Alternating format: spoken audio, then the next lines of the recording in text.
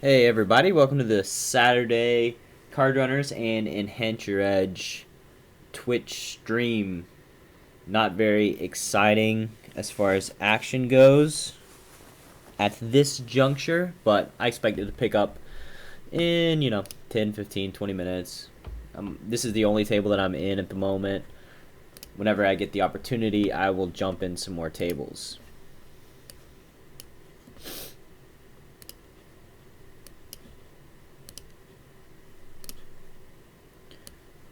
Hope everybody's finished with their Christmas shopping. Everybody who's traveling, travels safely.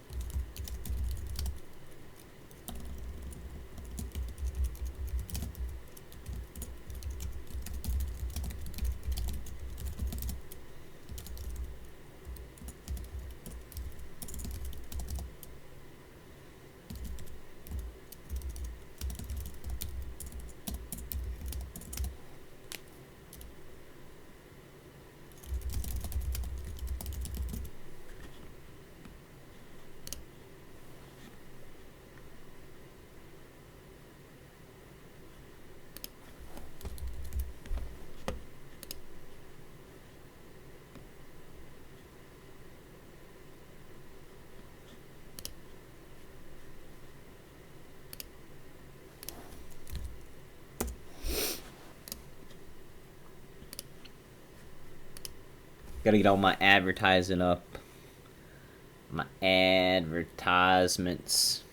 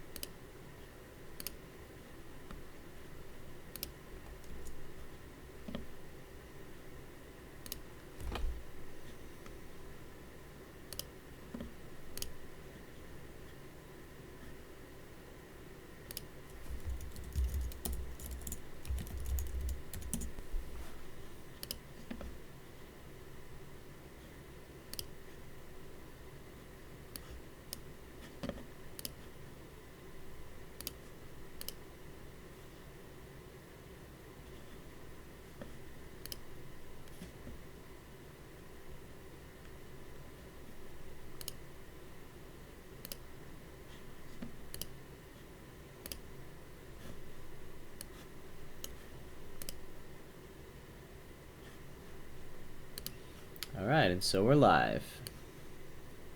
Live, and we got ace queen.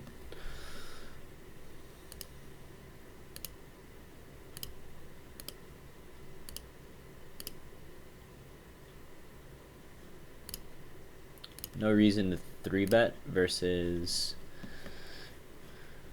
early position at a full ring.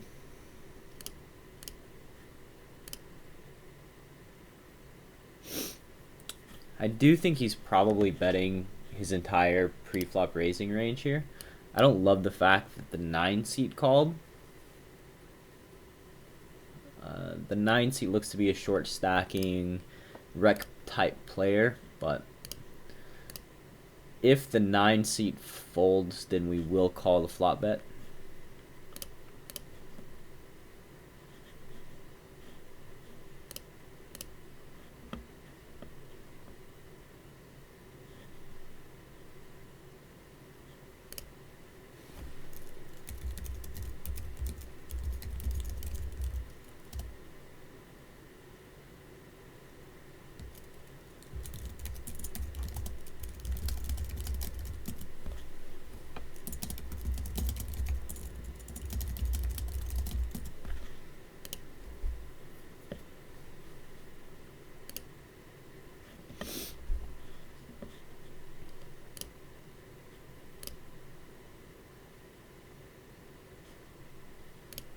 Alright. Let's see about getting into some more games.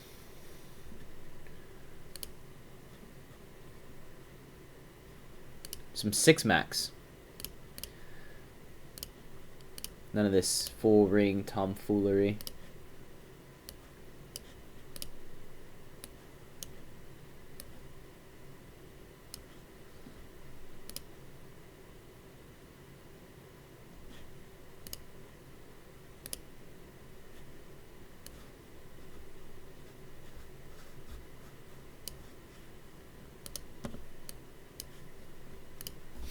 Joe will not be making it today.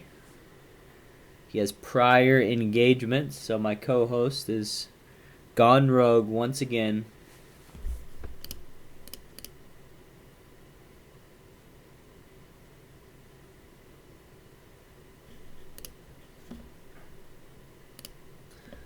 Do have another table up for you. There we go.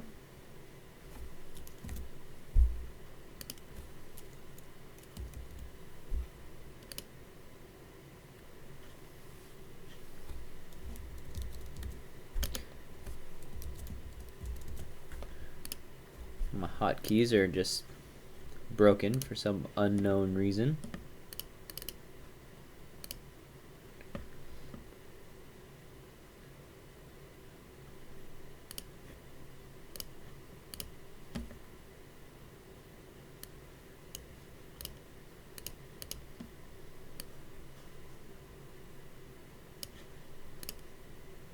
Come back to me, hotkeys. I need you.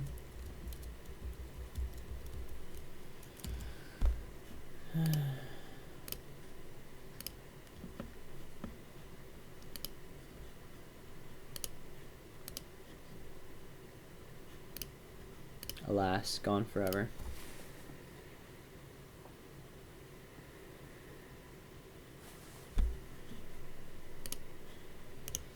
We did find ourselves a little 1K.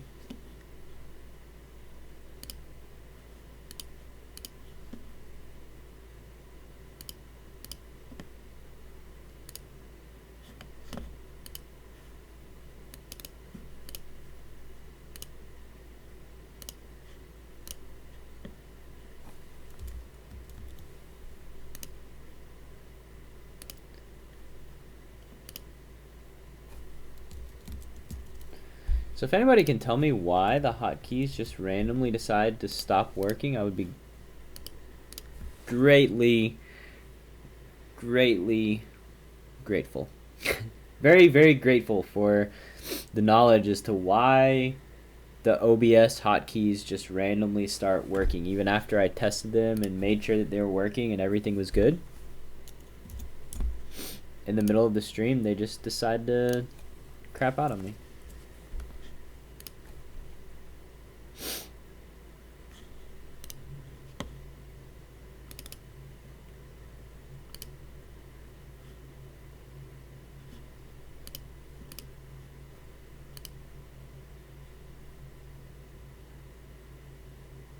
$300 buy-in, probably not a bad thing.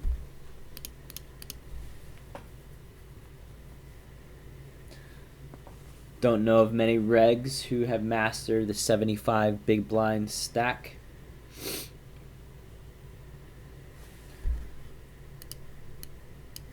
The white whale of cash game professionals, the 75 big blind stack.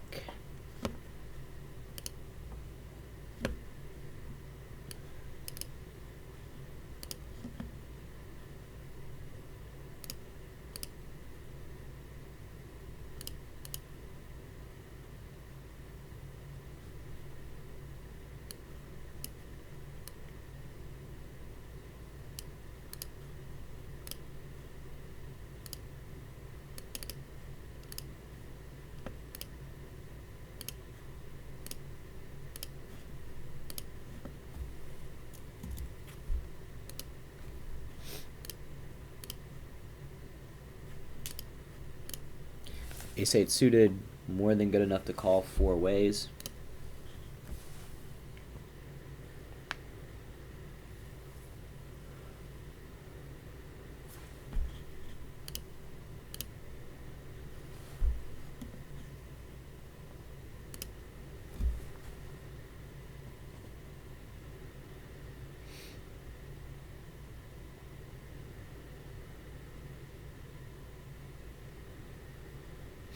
Kind of curious what the one seat would bet out 4 ways and then check back on the turn. It's just, I guess King Jack makes a lot of sense. It's going to be hard for him to get 3 streets of value with King Jack from a worse hand. Although the 5 seat, like I said, not many regulars are buying in for 75 big blinds. So I would think, my assumption would be that he's a weaker type player. The fact that he called a raise with 8-4 off seems to confirm that.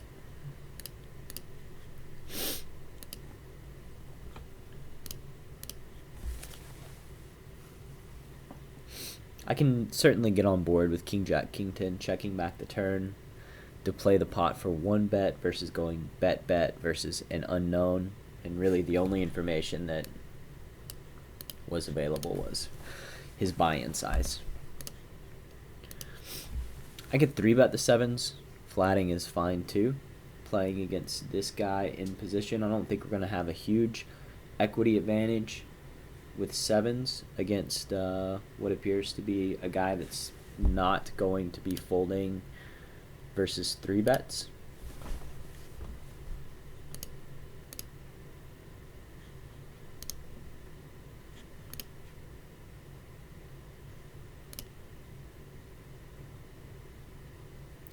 Maybe we can just check down and win against some ace highs.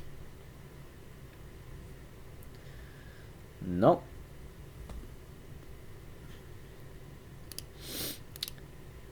So again, missed value bet by the 5 seat with the ace queen. He's just got to bet the river there once everybody checks through twice. But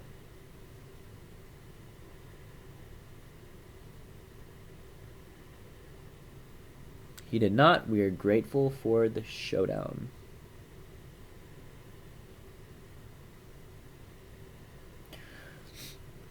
One little piece of information to get from the 5 seat not betting the ace queen there is that he's not value betting too thin.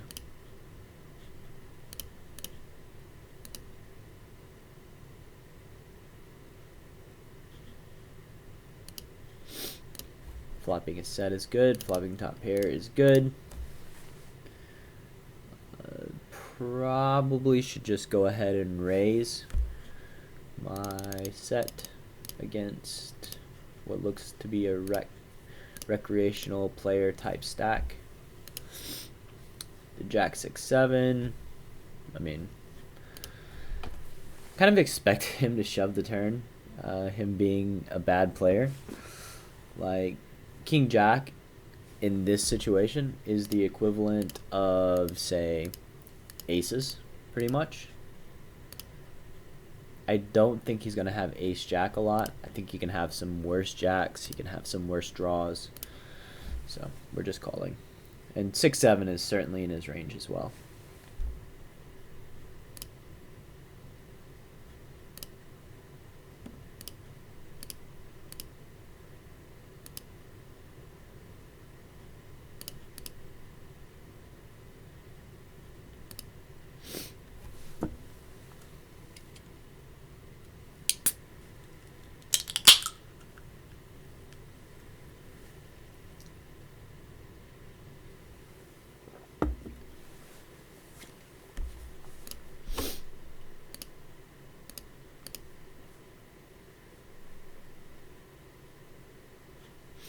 I actually like having Jack X versus like aces because Jack X blocks a lot of his weird Jack 6 and Jack 7 type hands.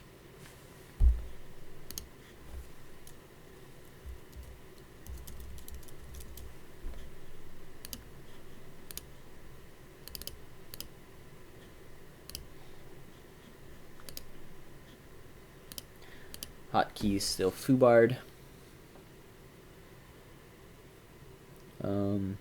Pretty critical mistake folding the 6-7 off to in a limped pot where I was getting 7-1.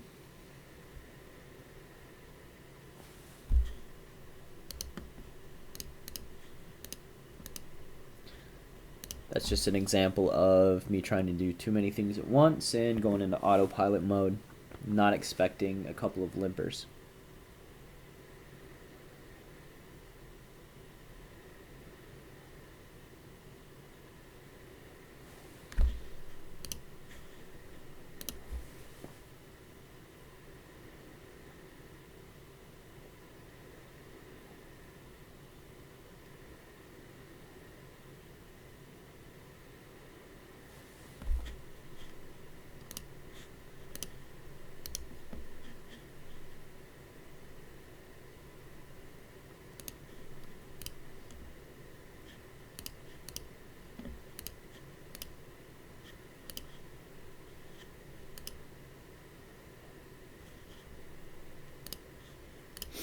Good news about doubling the 5 seat up. It's that money, you know, it's in action. we got a good shot of getting it back.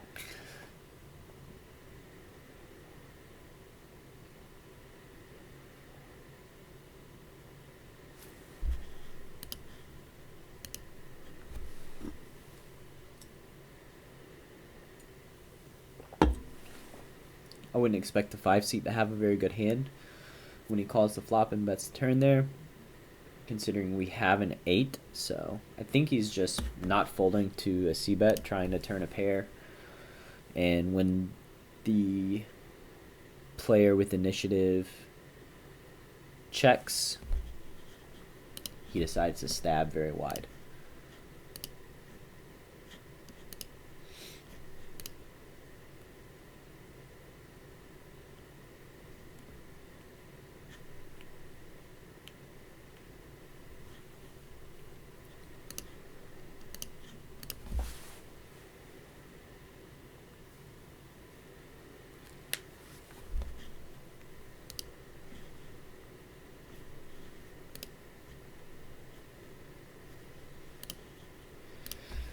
Ten-5 off is a little too bad to limp.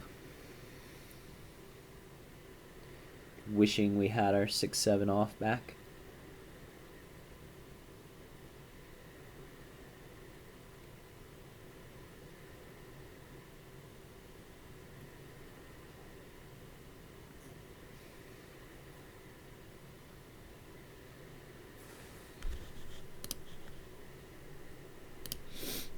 So this is a 4-bet pot from under the gun +1, and the cutoff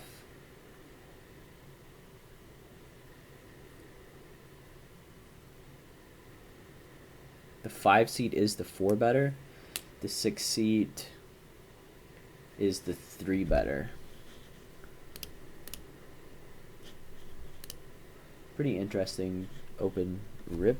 Don't know exactly.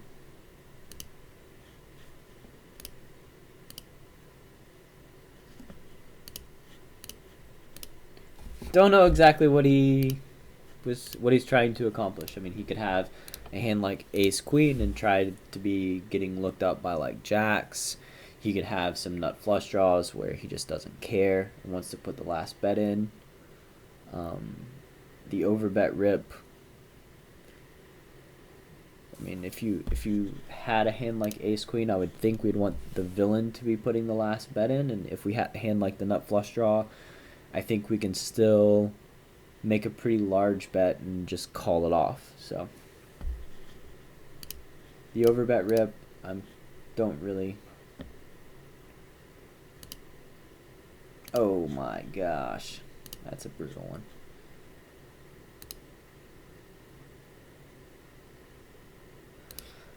What's up, Young Cree? How we doing, sir? Glad to have you on the show. So, as we see, our man just busted his nemesis.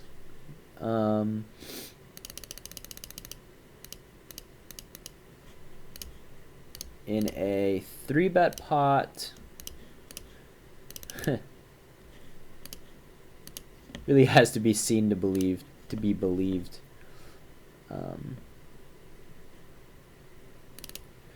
show you real quick.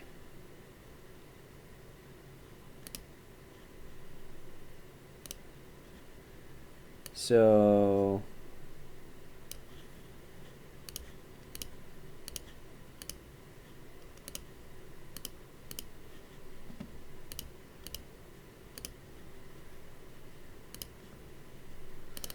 here's the pre-flop action.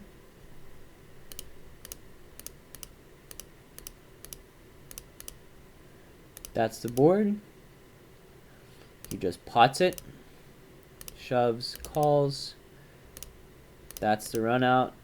Nut flush, straight flush.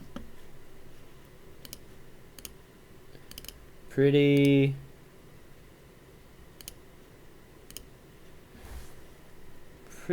not so good for the ace queen guy.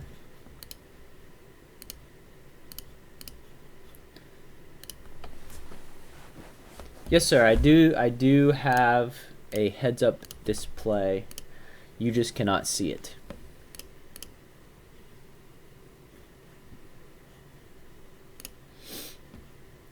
So we 3-bet the jacks, and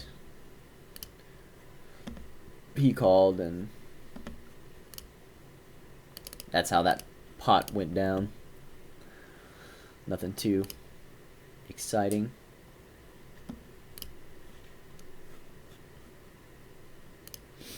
Going back to the straight flush versus nut flush hand, the guy with the straight flush was the 3-better. 3-betting and under the gun with 5-6 suited. Going to be a very aggressive type player. Something to watch out for whenever him and I inevitably get tangled.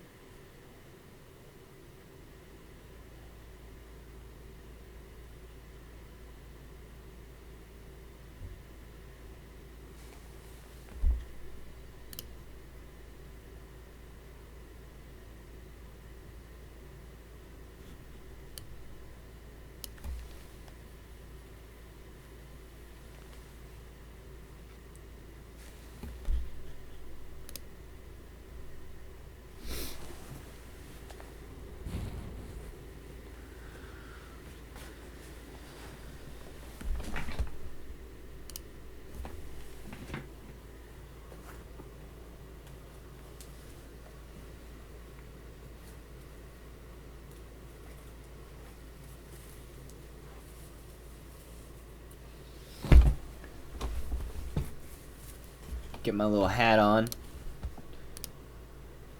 My thinking cap.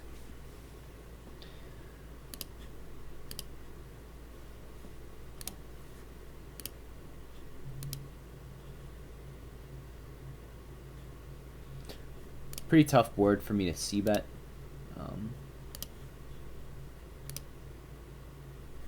He's just gonna flop so many pairs, so many draws.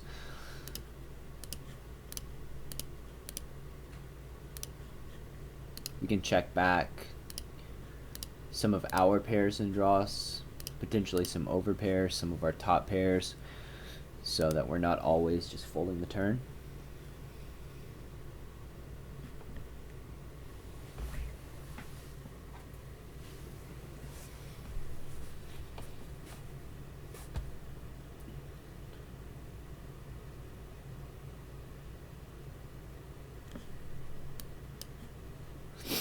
I wouldn't expect the 6-seat to be folding too lightly to a small blind open. He just seems like he's not a quitter, you know? Pot bet on the turn.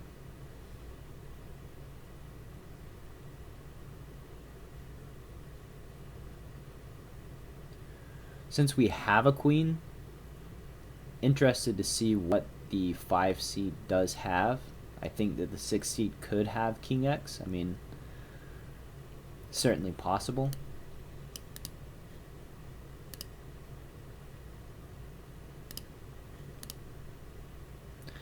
And he is brutalizing that man.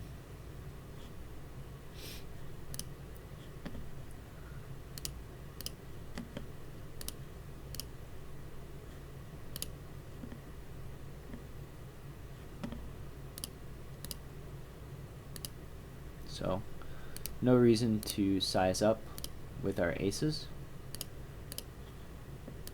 I think against a guy that's on kind of tilt.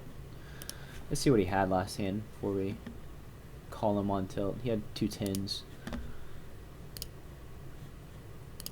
Just gonna go for 3 streets.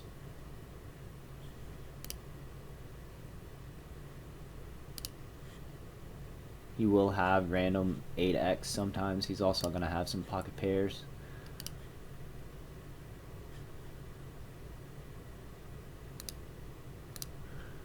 And the Jack 8 off.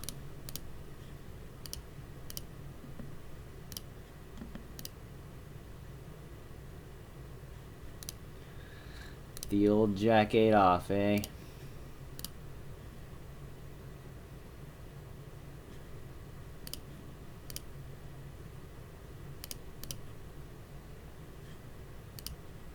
I think we can effectively say that our man is on a little bit of tilt.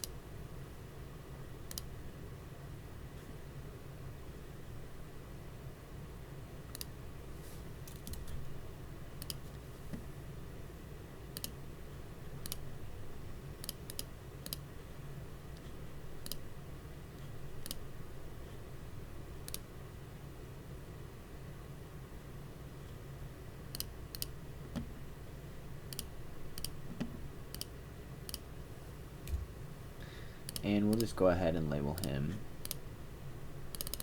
a rec player as well. The 8-9 suited, I am going to peel. That is a great board for us. Not such a good board for his under the gun. So I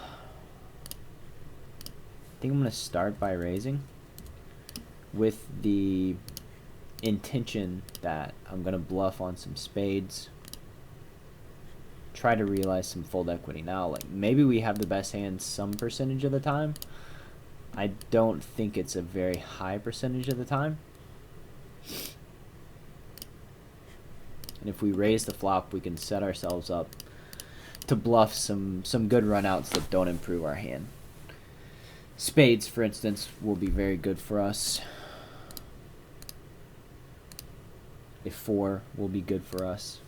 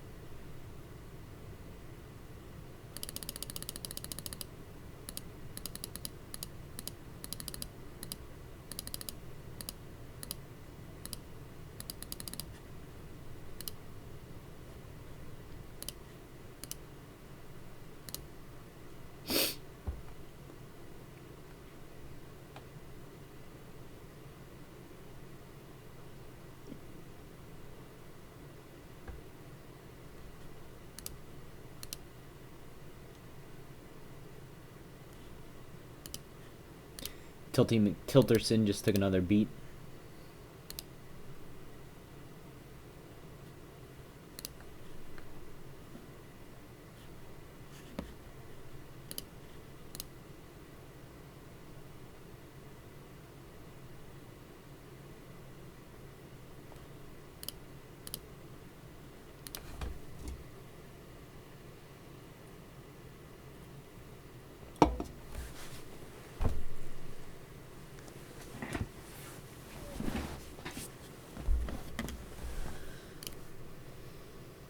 Start by betting this board.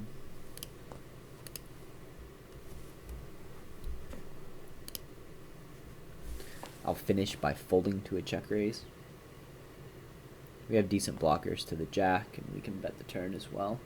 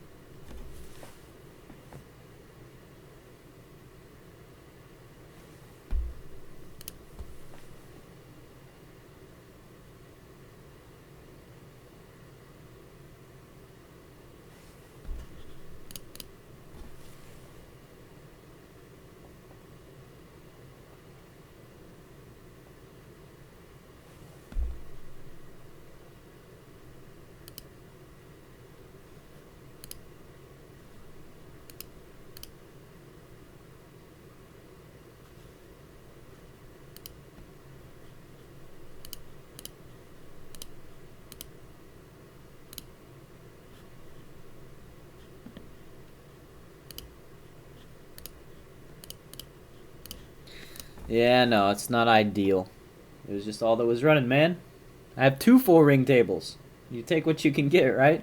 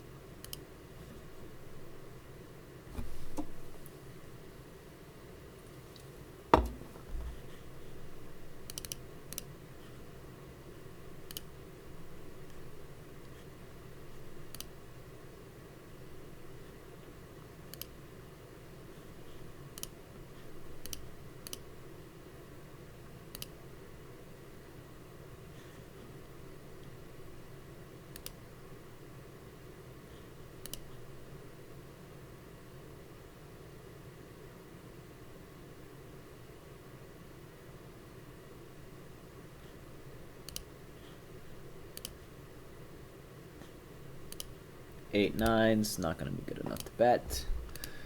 3, 4 ways. I'll start by betting the jack 9.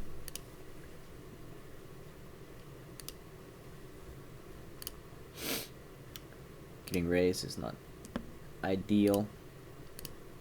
If he bets like 30-ish on the turn, I'm just going to give it up, considering we're not drawing to the nuts anywhere.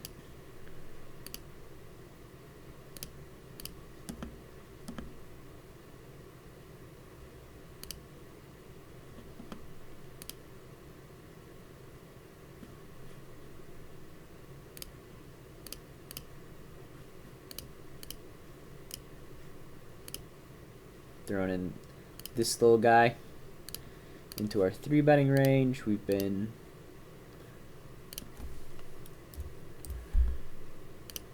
pretty in line at this table, so want to get out of line in a big way with an 8 and a 2. I'm guessing on this board that it doesn't really make that much of a difference. And we're going to be betting 3 streets, just kind of small, nice and easy, like we would with our King X.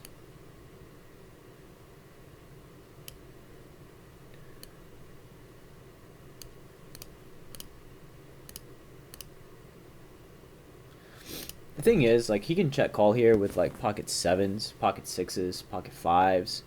If we have a hand like ace jack, we have lots of outs.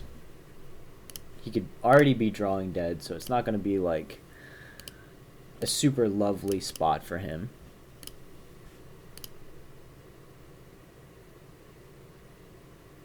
Jack 9 suited will be a legitimate legitimate 3-betting hand from the small blind.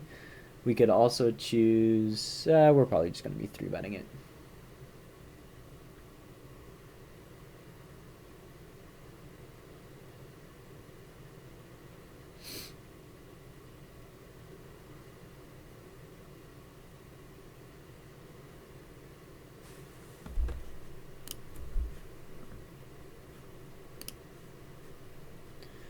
We'll let them have it with the jack and the 5.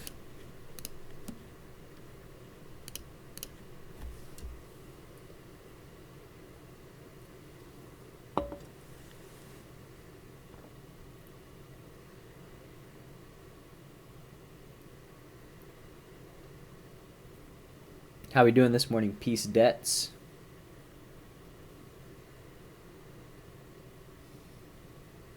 Brought out a new crew for you guys. Buster Bluth, George Michael Bluth, and the dude. Don't know if you guys can see them.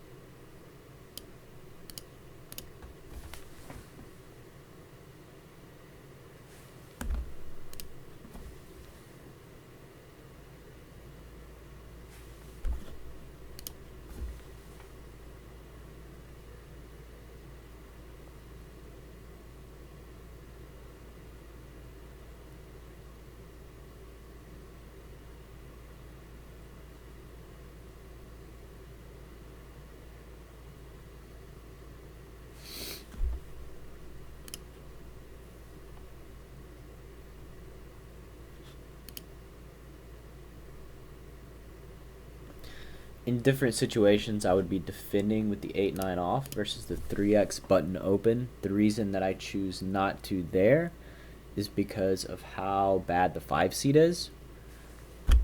If the 5 seat is playing tons of hands, being very sticky post flop. So I think that when the 4 seat sizes up on the button, he's typically gonna have value. Like he's not doing it with any 2 cards. He's not doing it ultra wide. He's typically just sizing up because he's going to have a big range advantage and position versus a very bad player in the small blind. So when you add that to the equation, that's going to affect my defending range from the big blind. Now, if the small blind called, we're certainly calling.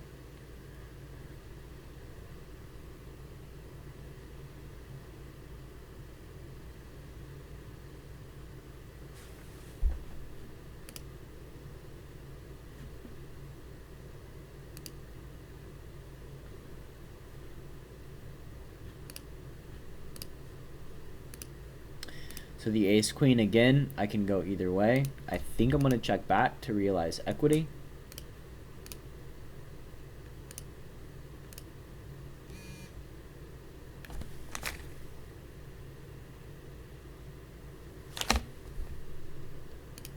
And now we just fold.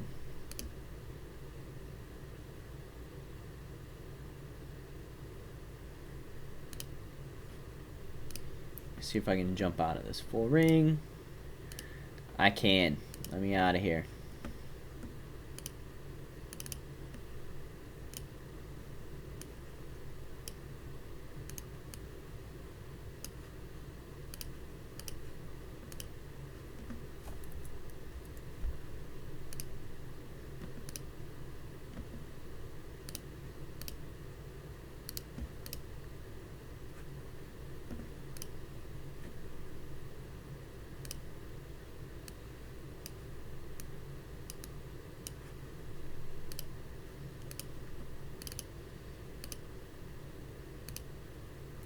Hop into my new table, and as you can see at my new table, it said seat open for a second while I was sitting down as just a quirk of Ignition. Ignition has these little quirks, like things happen like you know, you are playing, and while you're in the middle of a session, you don't lose connection to your tables, but you get disconnected from Ignition and have to re-sign in. I don't know how that works. That's just, I don't know.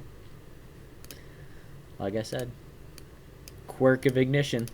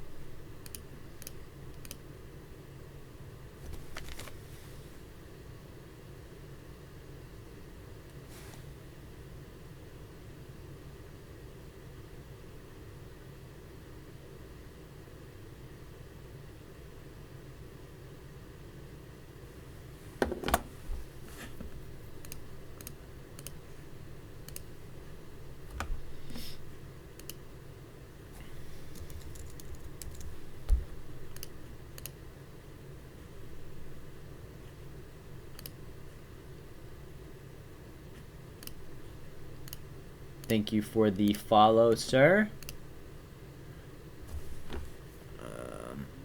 For some reason, my little ticker's not functioning. My little dude's not doing the yeehaw. IL Marvy, thank you very much.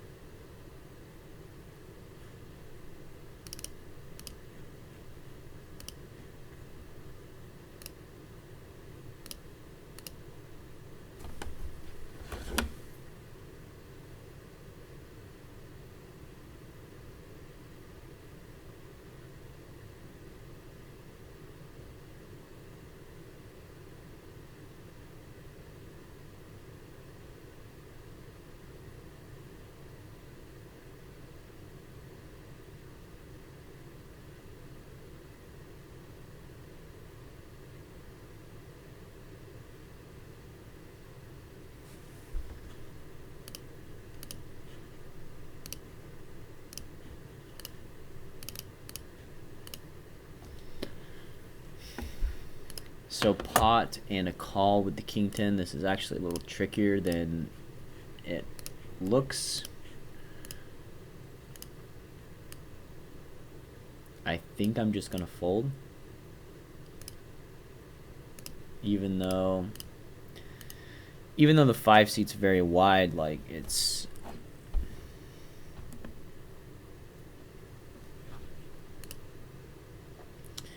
the 3-bet here. I think he can be 3-betting for sure. A lot weaker than ace jack. We likely have a range advantage. Post flop, we can dominate his suited aces and be ahead of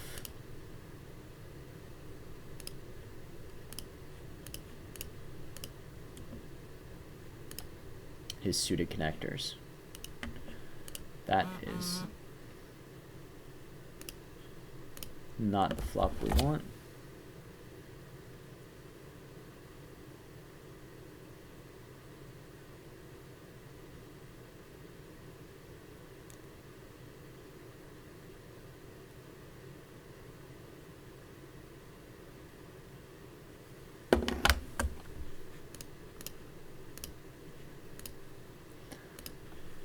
He's likely going to be bluffing on this board.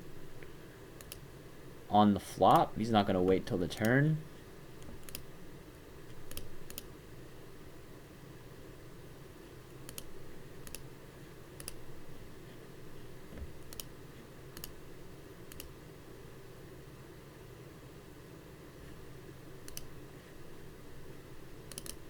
King 9 is certainly good enough versus this guy to isolate.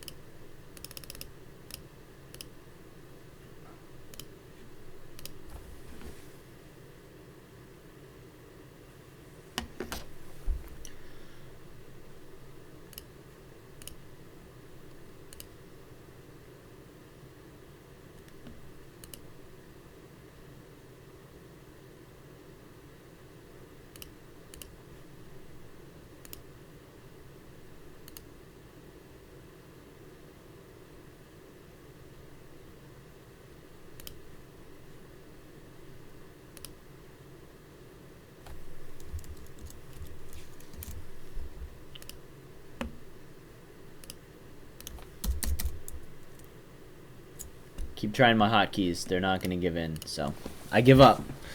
Technology is failing me. My hotkeys just ain't going to come through for me.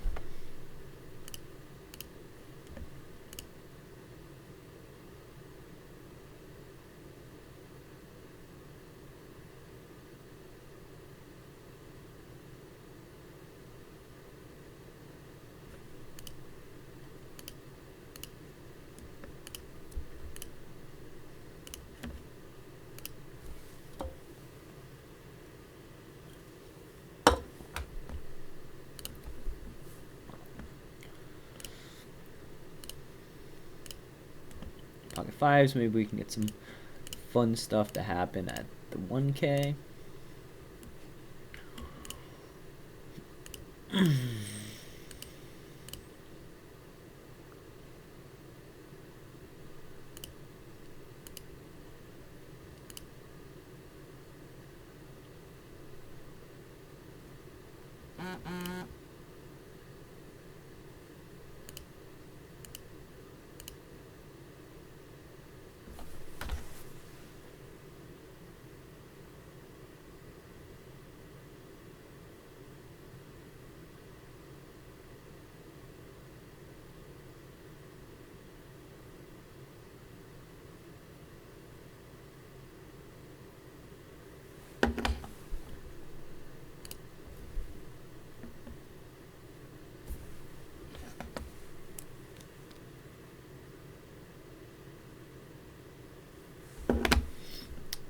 So not going to be betting on King 9-9, even though we do have the best hand some percentage of the time. The king pairing is not good. Did he time out? Guess he did. We rivered our miracle. And he timed out.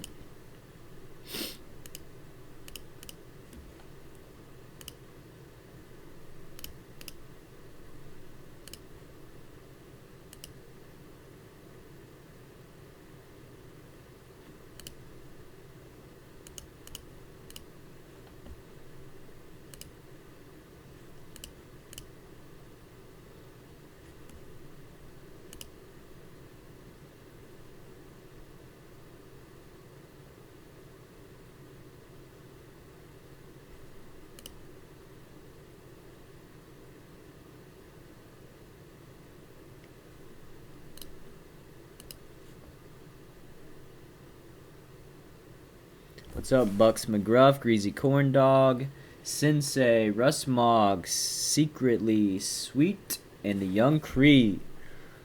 Hope we're doing well this morning. So this pot where I have the sevens,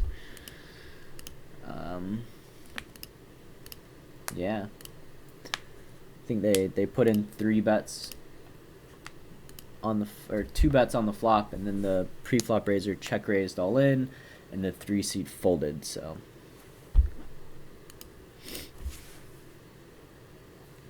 not sure what kind of hand can raise the flop, bet the turn, and then fold to a check raise all in. Flush draws would have been committed at that point. Sets are obviously not. So basically he just decided to run a random bluff versus an under the gun raiser who bet out on the flop 4 ways. Which, if you're keeping score at home, not such a good idea. Not going to be a spot where you're attacking a weak range.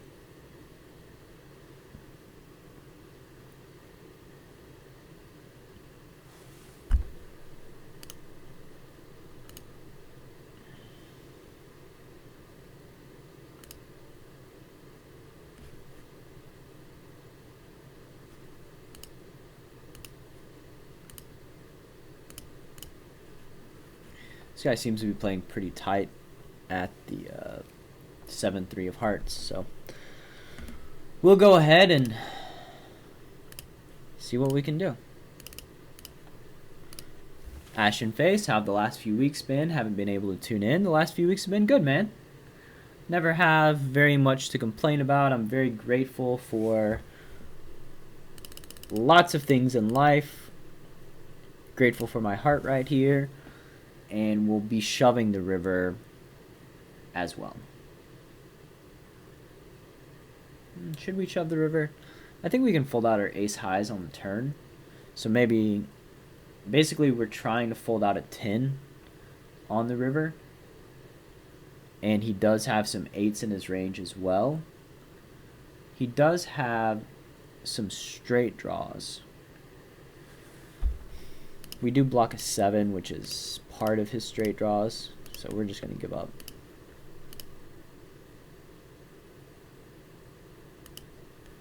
I don't think we can fold out a 10 to a shove. The goal on the turn is to fold out the ace highs, and we get a chance to realize our equity, so nothing going, nothing can do. How do I work on my game off the table?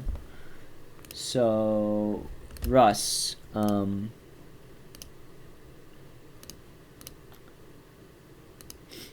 I think personally I do it a little unconventional.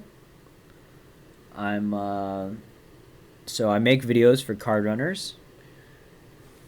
I run coaching sessions with my guys all the time. I have a Skype group where we regularly discuss hand histories and poker strategy. So basically, for me, my daily life, I'm kind of immersed in poker strategy, where I'm discussing it with students of mine, guys that think on a very, very high level and really help me sharpen my own game.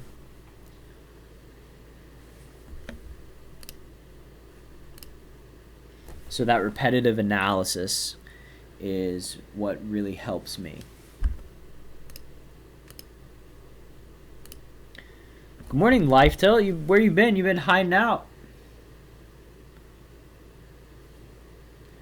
Sorry, McGruff. 4 buy-ins, not that bad though. It's just a minor setback. You gotta keep battling away in the arena. So the turn, I believe I'm going to start by checking.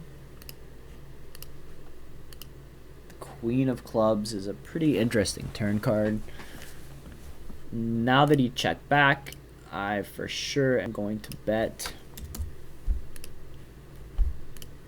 typically he's going to have a lot of ace X in his range.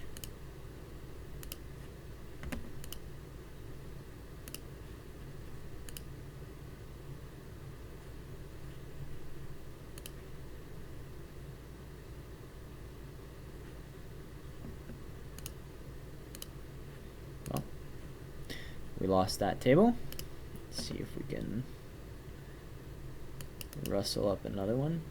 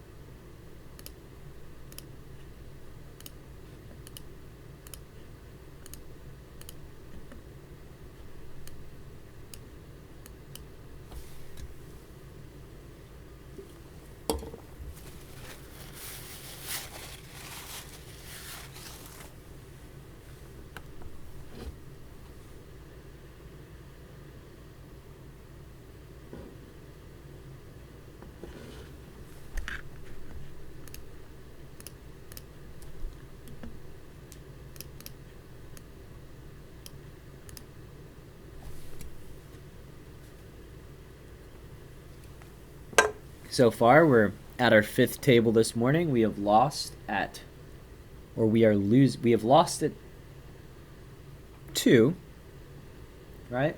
We're at our 6th table this morning. We've lost at 2, currently losing at 3 more, so we gotta turn this ship around. Right the wrongs.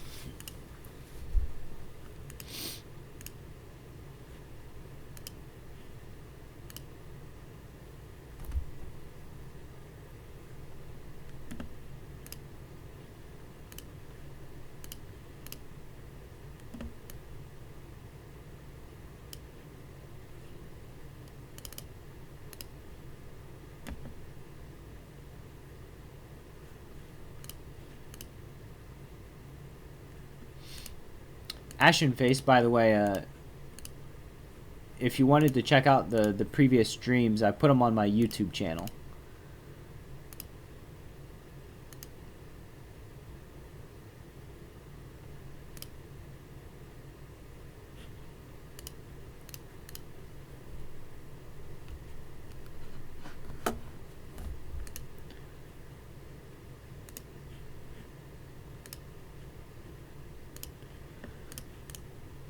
So let me ask you, Bucks, why are you playing 5NL in the first place? What is your goal?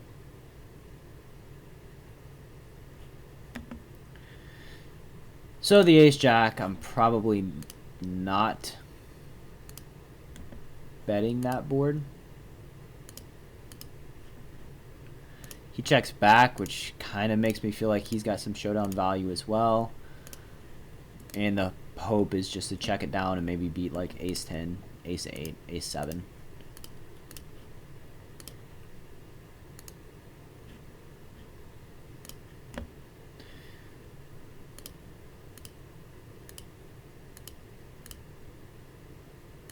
When you get a break, Mr. Life Tilt. They can't just work you to death forever, man.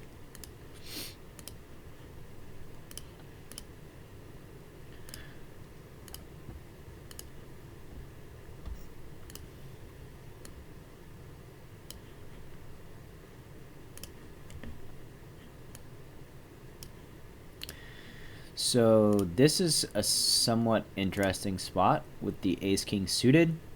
We are playing pretty tight. The 4 seed is playing pretty tight. It's a 4-ring game with ace-king suited under the gun. I know that this seems ridiculous, but I just fold.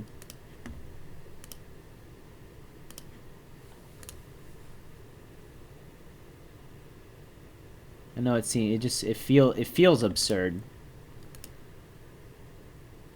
This dude's running at 16-14-0 over 50 hands. I'm at 12-4-0. Like,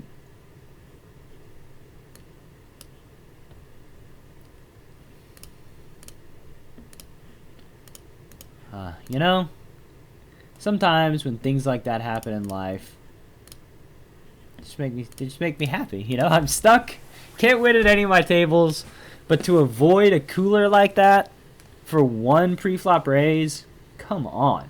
I mean, that's just got to make you feel good, right?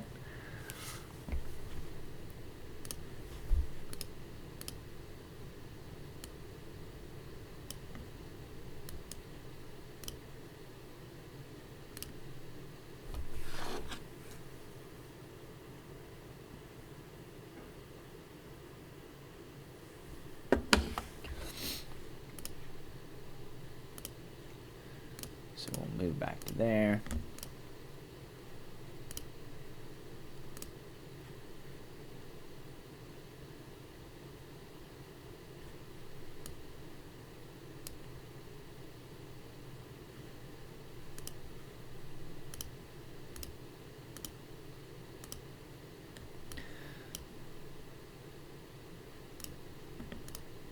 Mr. Corndog, do I use Holdem Manager 2 to review your... Do I use Holdem Manager 2 and review your hands? Do I share my big blind per 100 win rate? I do not use Holdem Manager 2 to review my hands.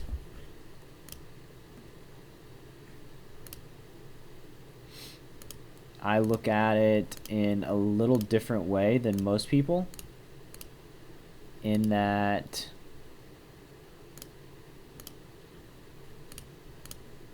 any hand that I'm curious about, I screenshot and I type in the hand number on Ignition so that I can look it up in 25 hours.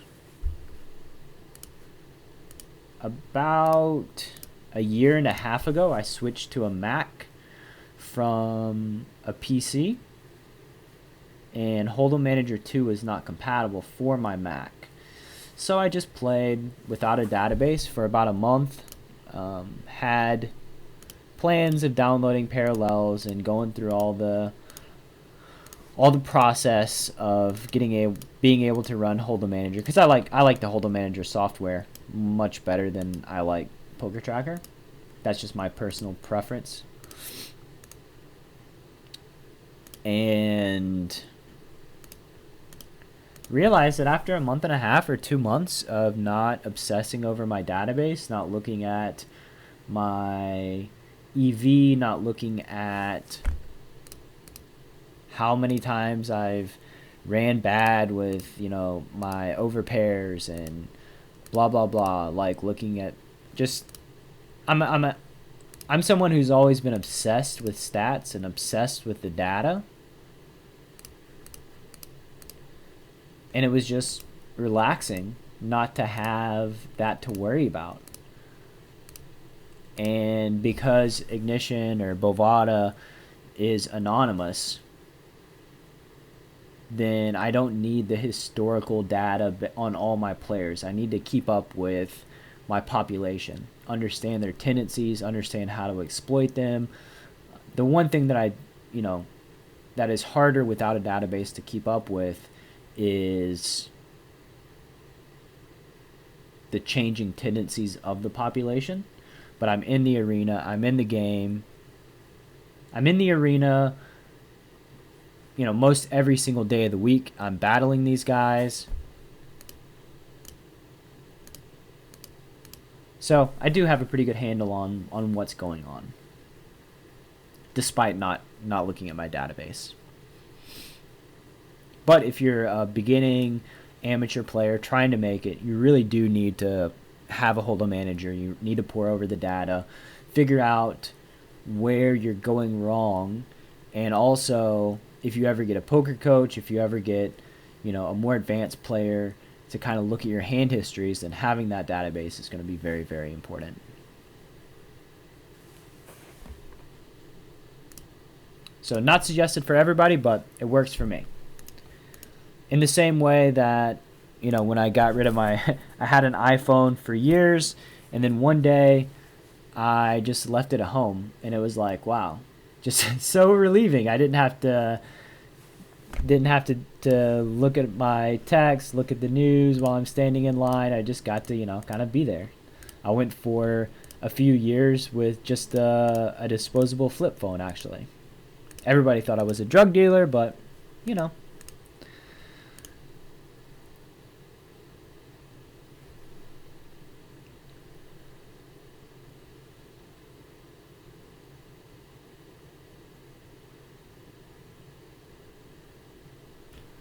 I use Holdem indicator personally, and it was $100.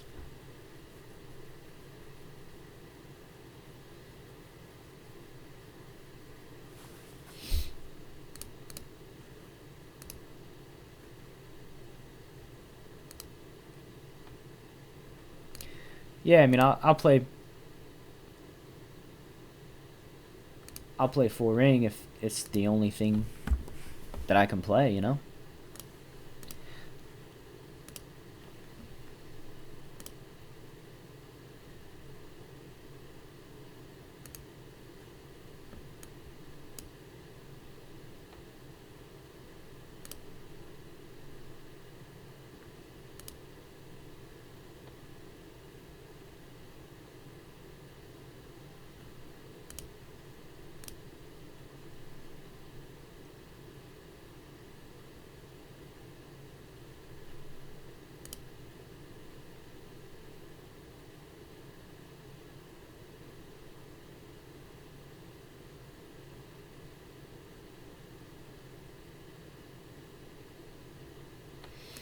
So we got queens.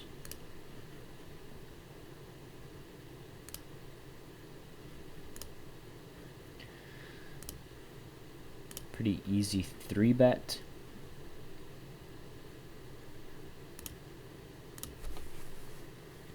This guy bought in for $9.50, so I don't really know much about him. He seems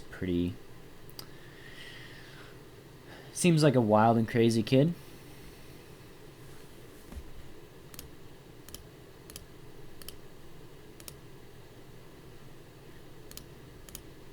Queens again. For those interested, I'm leaving my full ring table.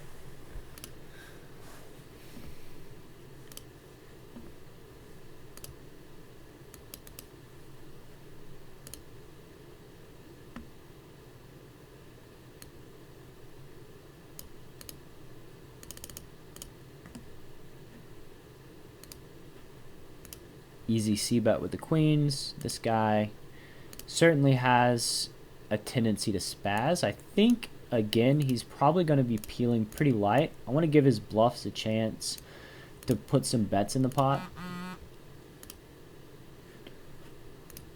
On the hand that, he lost most of his money, he decided to bluff in just this weird spot. Once he bets, I am going to check raise him all in. He only has one bet left.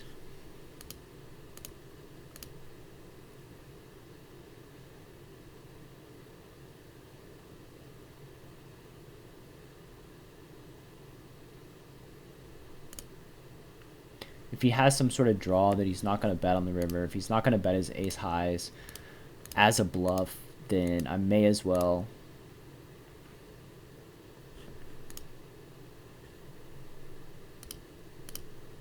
shove.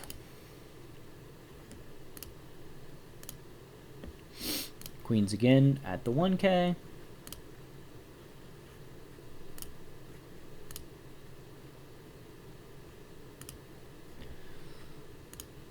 So tank, small 3-bet. I mean,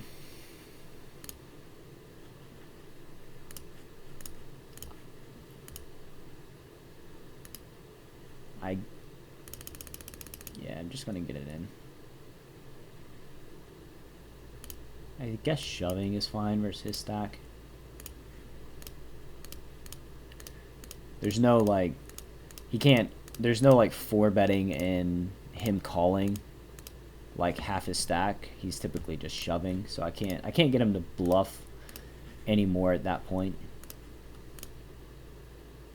The other option is flatting and slow playing.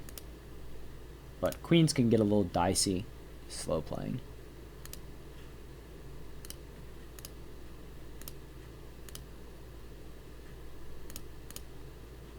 If I have kings or aces there, it's just a flat. Flatten it all day.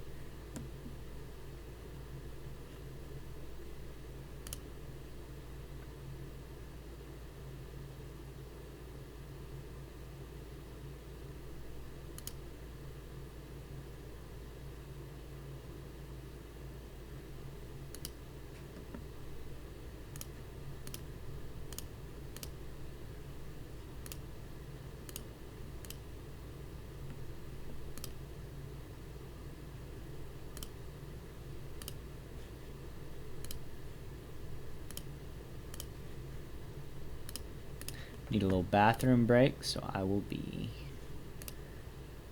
right back.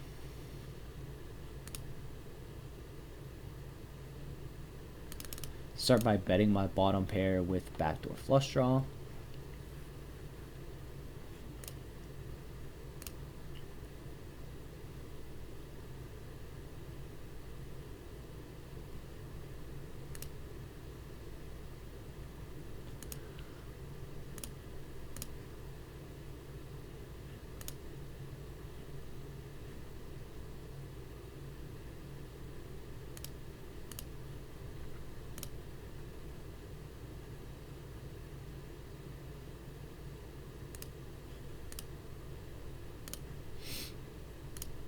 Waiting on these guys to get done doing their thing.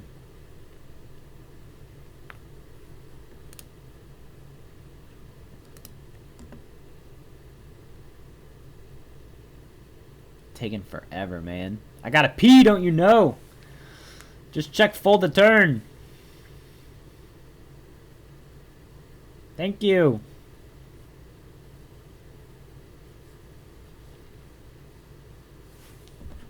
Alright, I will be right back.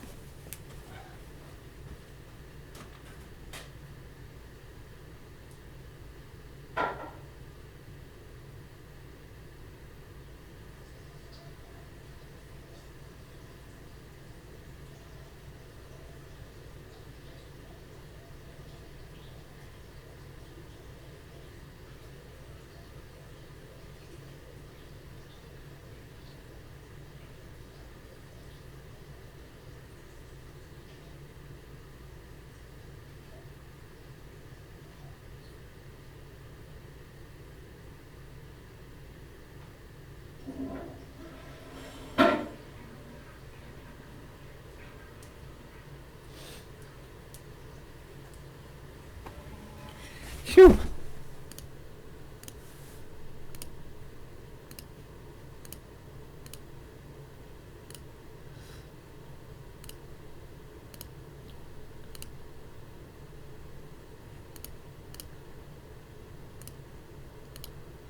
Tough time in your bathroom breaks.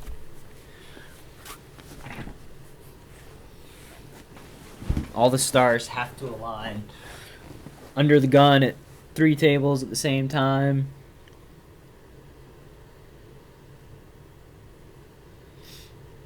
Another quirk of ignition. Not much time to go pee and make it back before you lose all your tables. But you gotta pee, right? I mean, natural human condition. I don't want to be one of those guys with the warm bottles of water all around their workstation.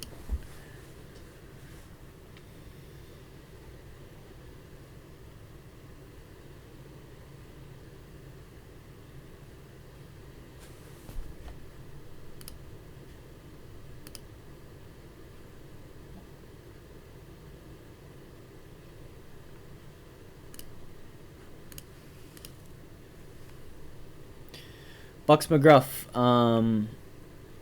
why don't you want to put a bigger role online? I guess that's the reasonable question. Like, you know, if you never want to have money online, then you're never going to be able to move up from 5 and L. I mean, depending on your definition of a lot. Like, if you're always cashing yourself out, leaving yourself underrolled, you're never really going to be able to move up. So what's the point?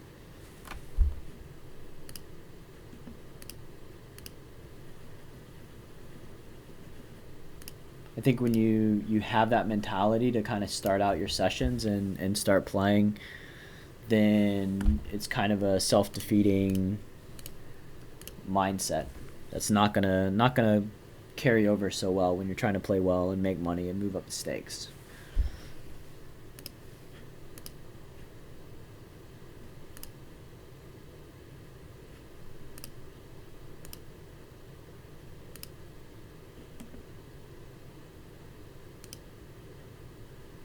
If you put like, you know, $1,000, which is 20 buy-ins for 50 and L online, that's not a ton of money, and you can still play. That's 10x 5 and L.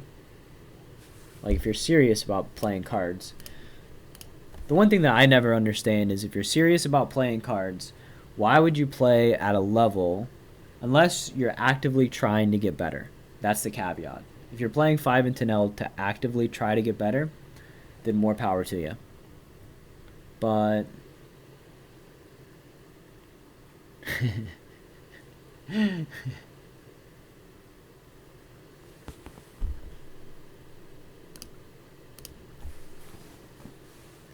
well, you know, that's why I bought a good mic, right? If you're actively trying to make money, then you want to play bigger. Like, why play at a stake where you can make less than minimum wage? Like, you know, you could work on Fiverr and make more money.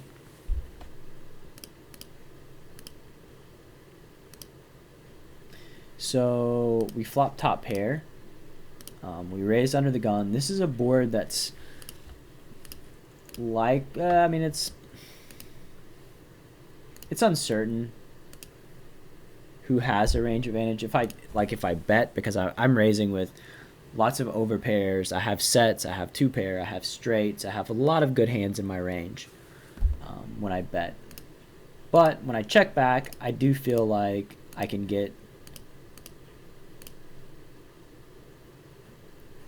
some action from weaker hands. I can turn backdoor flush draws. Lots of good things can happen. If I bet and get check raised, it's a kind of a dicey situation, and this is a board that villain can attack. So he gives us the 2x river bet, which is interesting on this card. We have king queen in our range, we have jacks in our range, we have ace jack in our range. I'm very, very interested to know what exactly he's trying to accomplish. Like, does he think he's folding out jack x here? Does he think he's folding out ace x here? Does he think he's folding out 10 or 9x? He's certainly not betting jack x here. He's not betting ace x here. So I think I'm just gonna call. It's just weird. It's too weird for me.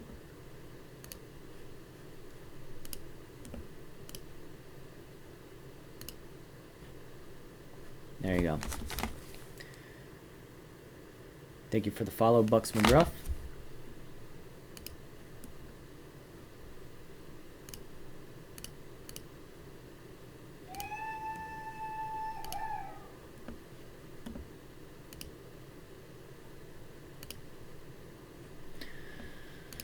Pocket 4 is certainly going to be the best hand, a significant amount on this board, so we are calling a bet.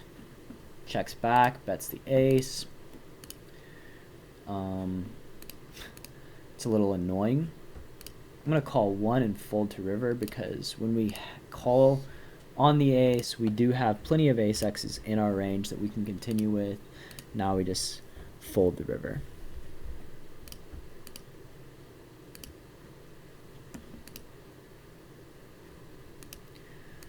Joe's being a bum, man.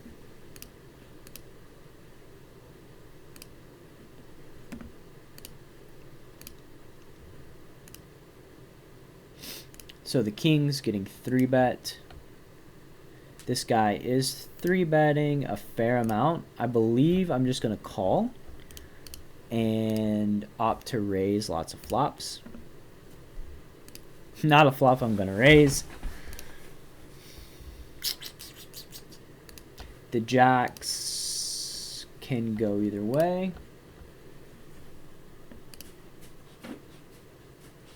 Villain starts by betting tiny and checking, which I will check back.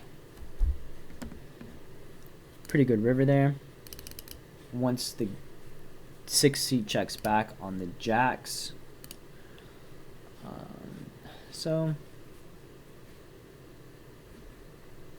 it's kind of interesting. I don't think he's got ace X.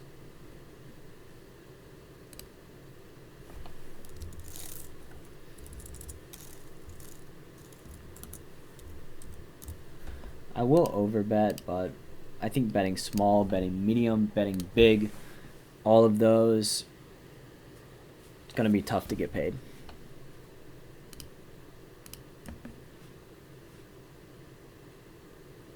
If he rivers a straight, I would have to think that he bets because the king gives me lots of pairs. It's not a given that I'm betting ace X on the river. I mean, I guess it is kind of a given that I'm betting ace X, but am I calling a check raise, I guess, would be the operative question.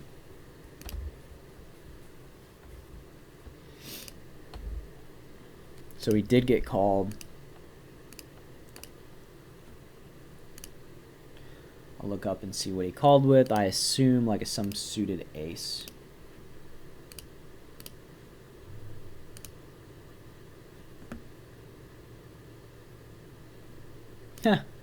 Two nines. So villain beat absolutely nothing. Cool. Open-ended straight draw. We will certainly start by betting.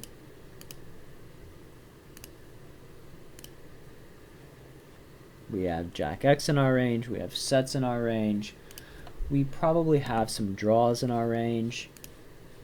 Flush draws, straight draws. I don't know about like ace deuce or ace 5. Thank you, sir. I like the hat. I'm a fan.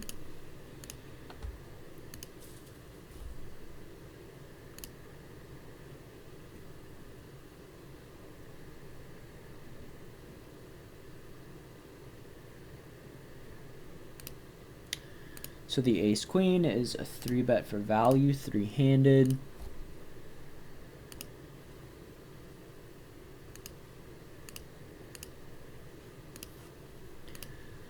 And start by betting this board.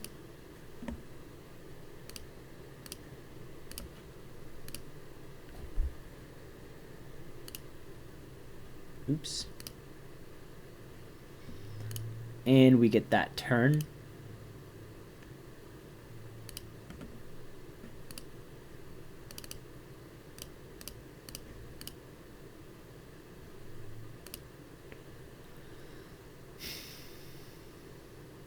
Completes flushes. I don't know how many flushes he has.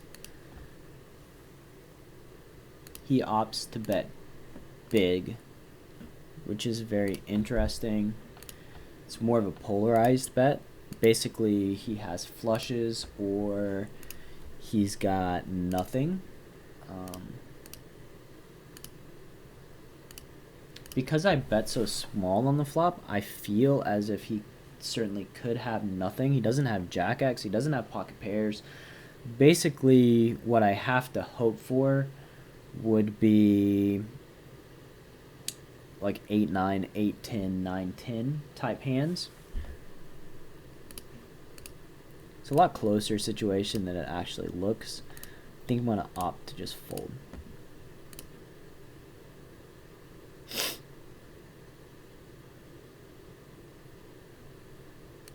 And I can look it up later. His sizing is certainly indicative of a polarized range. If he bets like half pot, then it suddenly becomes an easy call. The fact that he's sized up, just odd.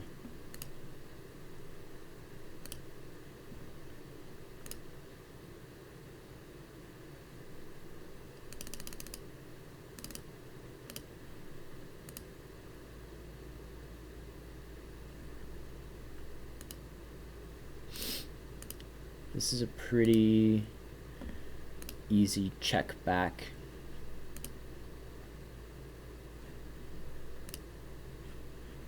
We'll likely call a river bet. Table, oh, you're not table 4.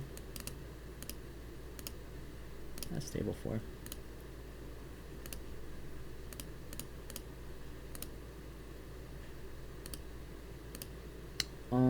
I raised pre, bet the flop 4 ways. This guy's a shorty.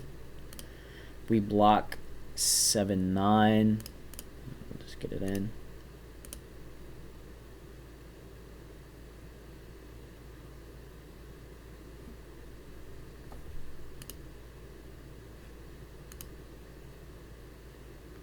Like pair plus straight draws typically call. Never like check folding.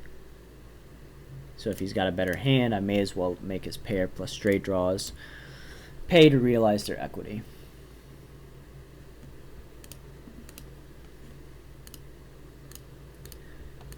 What is up, Chris Waugh? How we doing, sir?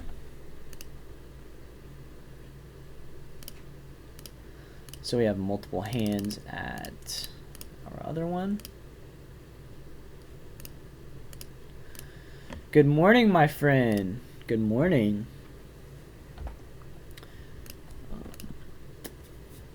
So villain check raises us all in. I can't fold. If I call and the 1 seat shoves, I'm pretty much calling all in. So need some. If he shoves, he shoves. Like, all right, halfway there, and did not realize our equity.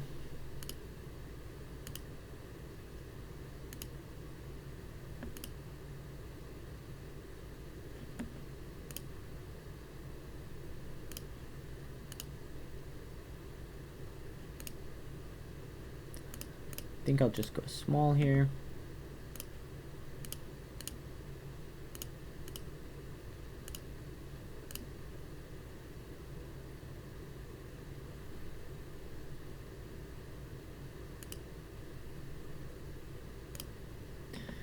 So we called the bet on the flop. That was the turn. It went check check. River villain bets. We block his queen X's, can fold out some of his thin value bets. We have the nut flush blocker, which is quite important in a situation like this.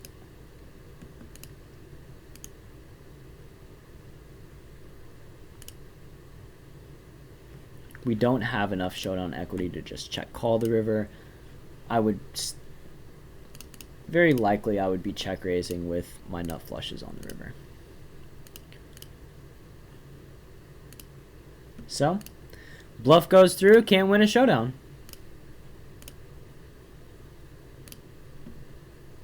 It's fine. The showdowns will get there.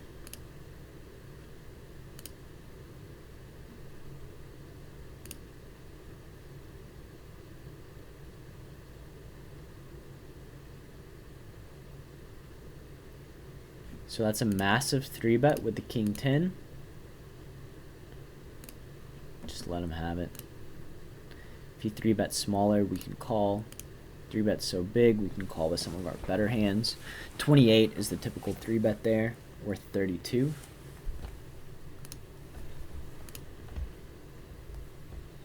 Also, if it turns out the villain is a fruitcake, then obviously we get to call with those type of hands, but that villain is brand spanking new, don't know anything about him.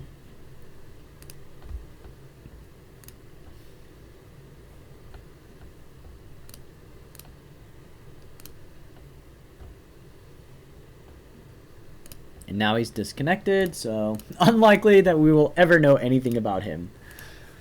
He'll remain a mystery in our hearts forever.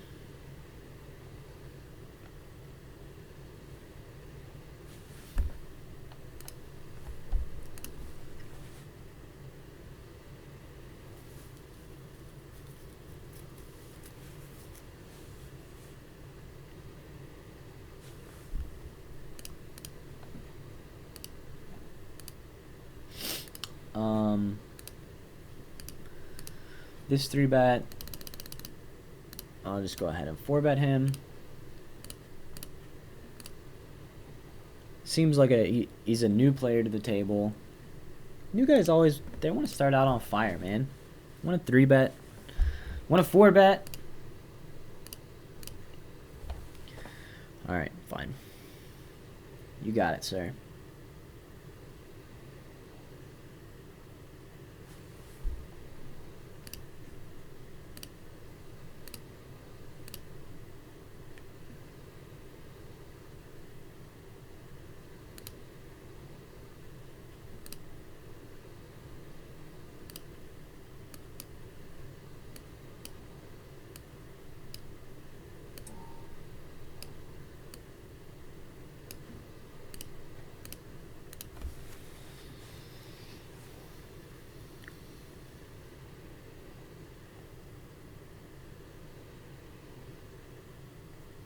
What's everybody's plan for the Christmas holidays? What are we doing this year? What's on the agenda?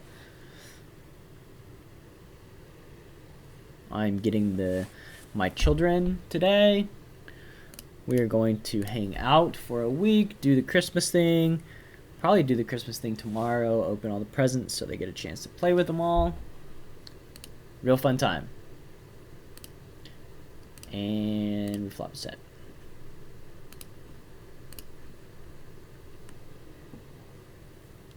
Flopping sets is fun. Flopping sets is fun.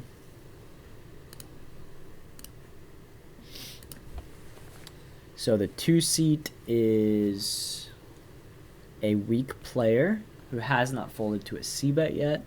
What does $12 mean?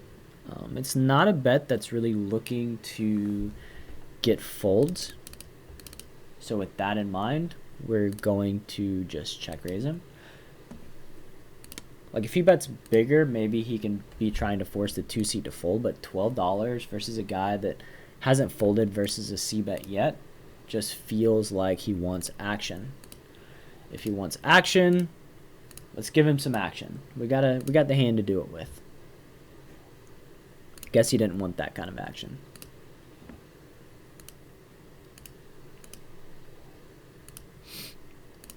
The alternative is he could be betting small in order to get the 2-seat to call him wider, and he has some sort of marginal type hand.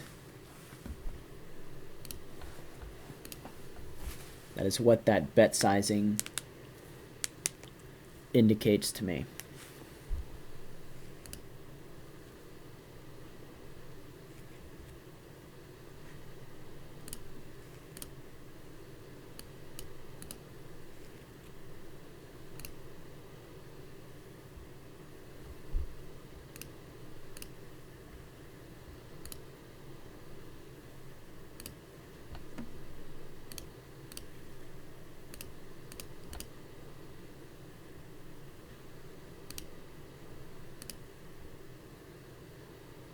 For you guys that are just beginning to play cards, that are trying to figure things out, bet sizing and trying to figure out what guys are trying to accomplish is one of the best ways to start honing in on villains' ranges. That gives tons of information, allows you to figure out ranges, much easier. It's such an important part of the puzzle that I think gets overlooked, especially at the beginning, because in the beginning you're trying to discern and figure out so much information that that's just kind of one of the things that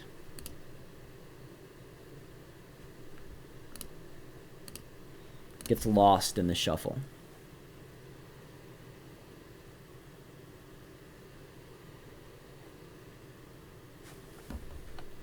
Probably just the stream host.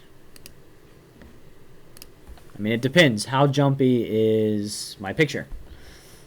If my picture is being quite jumpy, then it's likely me.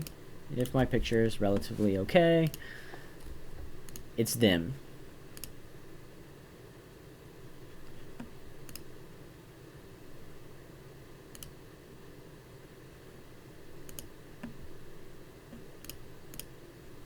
So, table 3. Flopping top pair versus this guy. Start by calling, quite obviously. Raising doesn't really do very... Actually, let me think about raising. So, yeah, I think calling. Calling's just gotta be. Gotta start out by calling.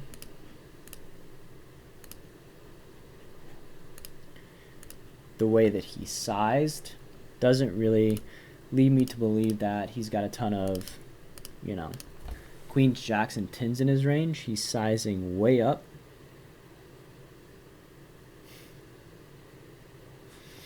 The thing about this spot, I have 8x in my range. I have a fair amount of it in my range. Can I just fold here? Is that just... That's just disgusting. But I don't think he's bluffing. All right.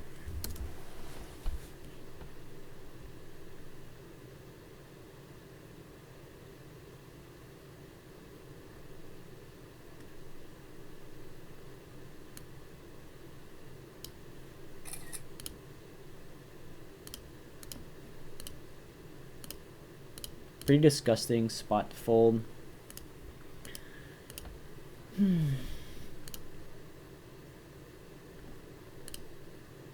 Again, the sizing there is very polarized. He's going to have a hand like ace-queen, ace-jack, or he's going to have 8x, ace-king, and aces.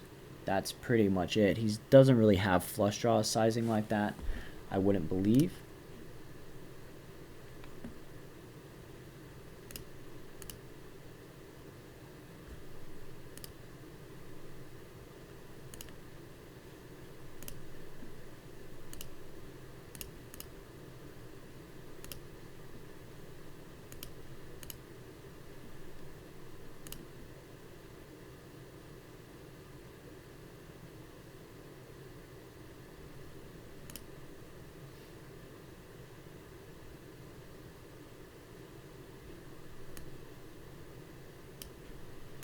So queen 10x is going to be an obvious flat with ace king. The 8 is... So like we have more jack 9 than him. He's got sets. Overpairs are unlikely.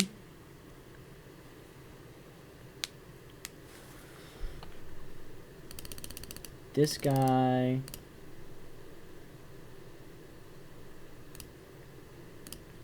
So again, I'll fold.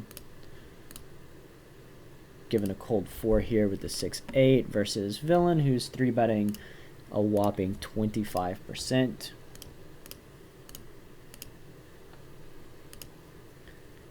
Just not...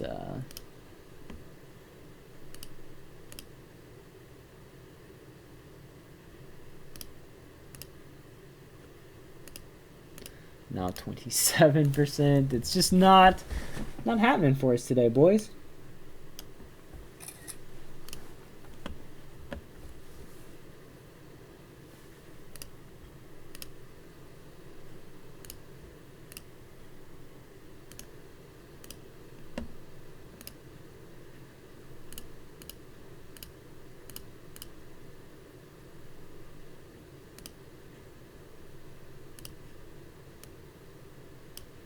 not able to get it together.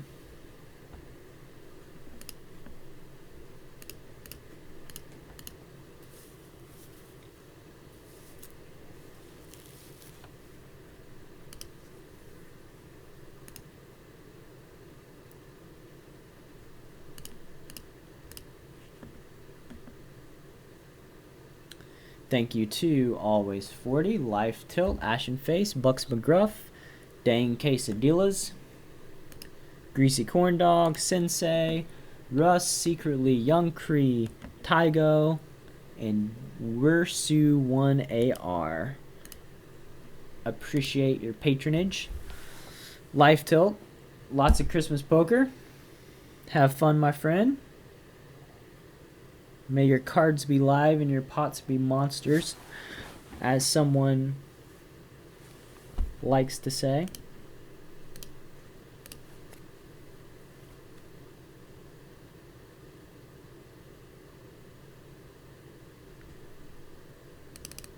Let's go for it again, guys. What do you say? Another cold 4. Haven't 3-bet at this table in 123 hands. Yeah. What else do I need to say about that?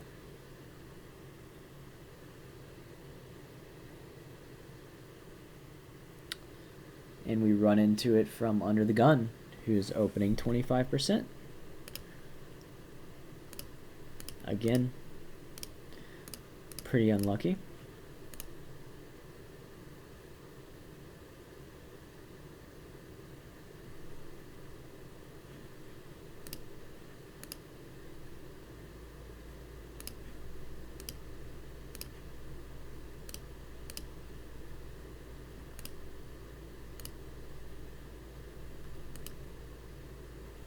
Let's go to table 3.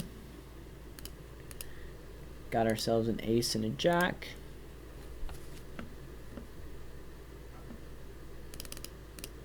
Likely to just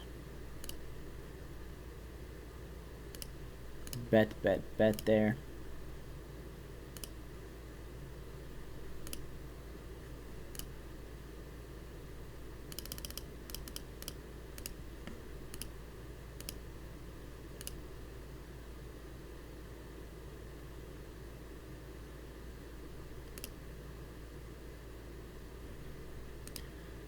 We'll defend the 7-5.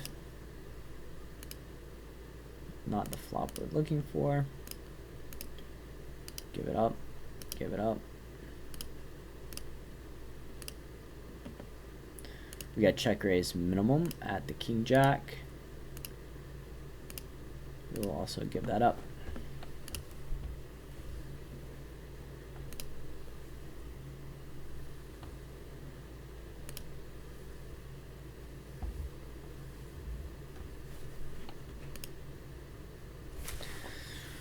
We can call the river with our flushes on that check raise.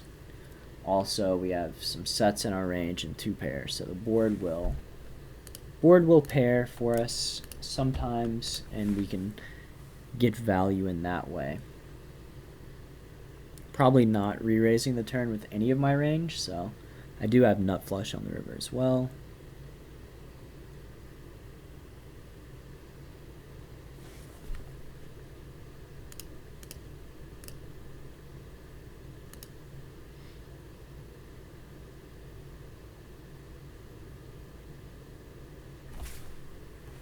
Six, 9, easy peel, getting 5-1.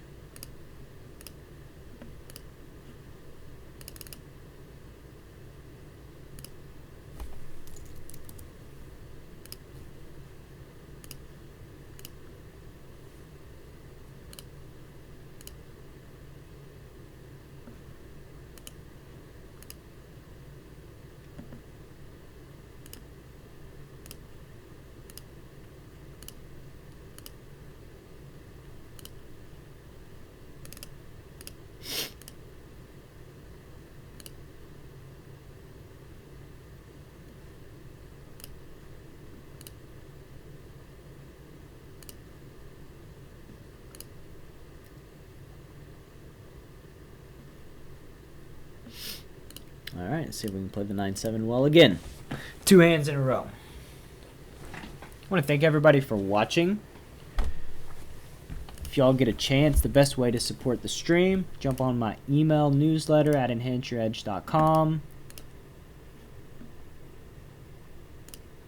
Also check out cardrunners.com. If you sign up to Cardrunners, use the code CRTwitch. They will waive the $100 activation fee. It is $30, all la carte, month to month. As interesting as the 9-7 is, this hand's probably going to be more interesting. Not going to be folding versus this guy. 25% C3 bet. We will call, flop the fucking joint, and see what happens from there. The fucking joint. Not safe for work.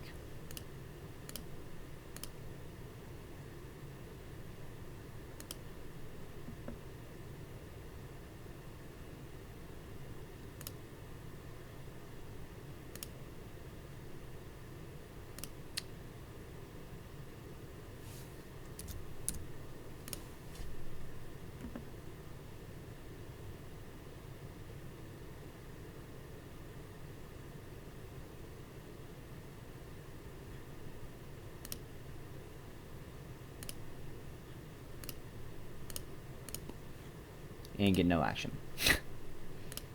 And here we river to straight, and a guy overbet, and he had the nut flush. So yeah.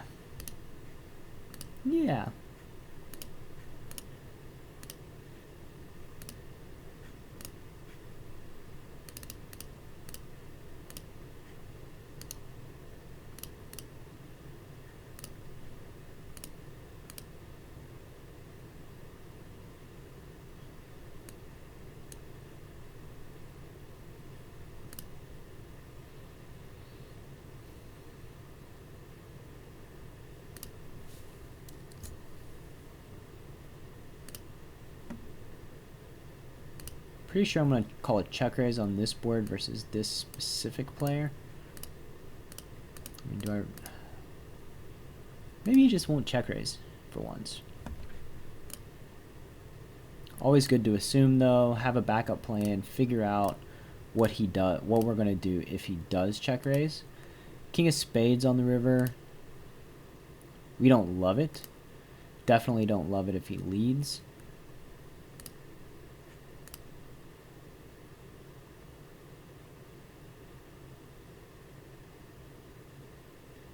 Checking is good. Starting out by checking is good. So he does have ace jack ace 10 in his range here. We have flushes in our range. We have sets in our range.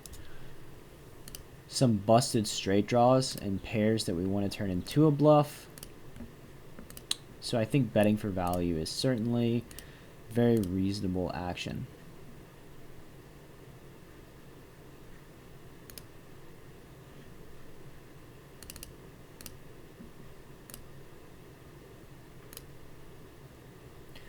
Starting by calling the queen jack. We can pick up diamonds. We can potentially bluff. Lots of things can happen.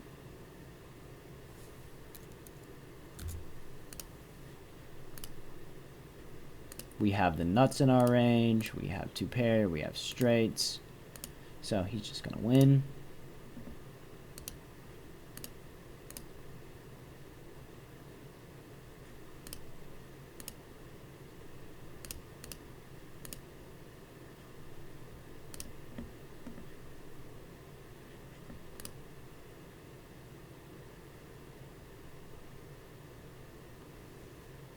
Hey, buddy.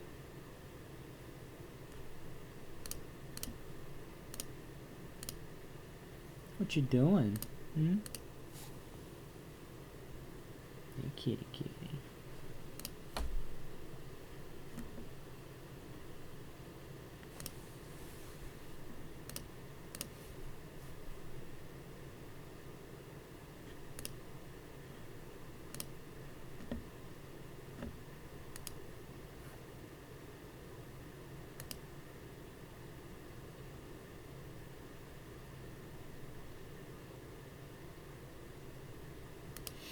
feel very, very good about quality of play. I think it's been very high.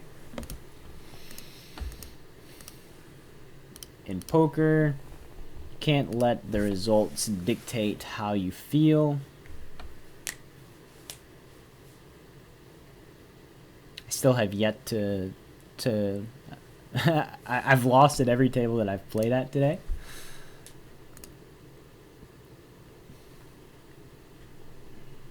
I feel like it could be much worse. I could have definitely lost more money with my ace king versus aces.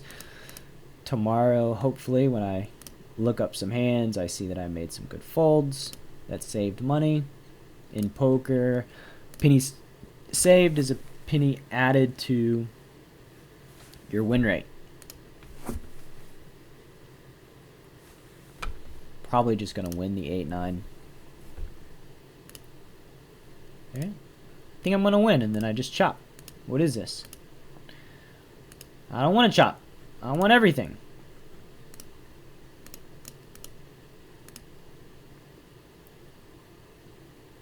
I lost $1.50.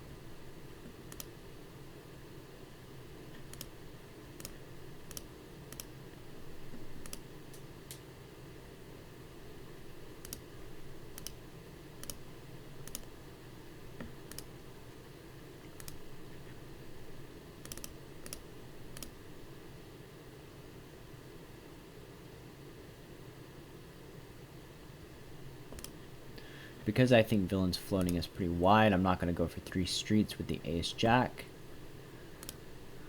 Turn into check call here. His sizing is strange. This nullifies his 6x, straight draws, those type of hands, which may force them to bet. Maybe he has some ace high that he floated with too.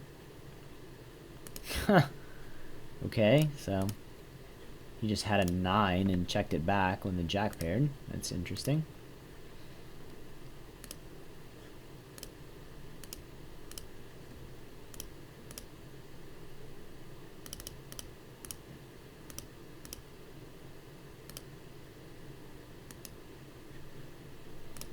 I will bet the 6-9. We can certainly get called by some ace highs, some straight draws, just some general worse hands, flush draws. Betting the river is dicey. He certainly has 9x in his range. He has 5x in his range. He's got some pocket pairs. Depends on how light he's calling, but I think I'm just going to check back with a 9 this week. If we have, say, 9-10, I believe I'll just bet.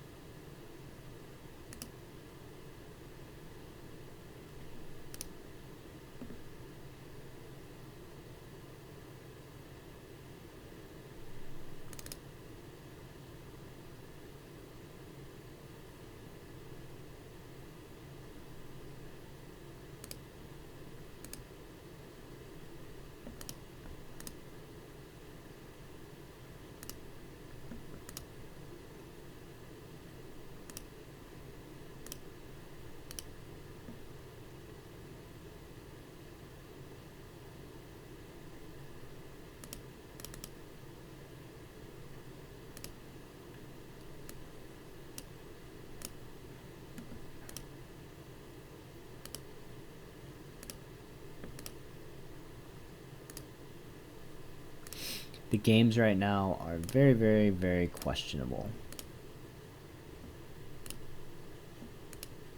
Too many people had a late Friday night. Still recovering this morning, I guess.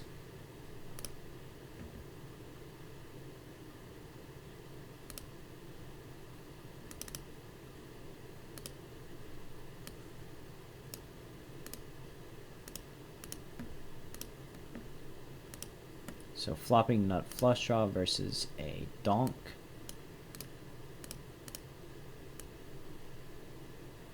Donk lead.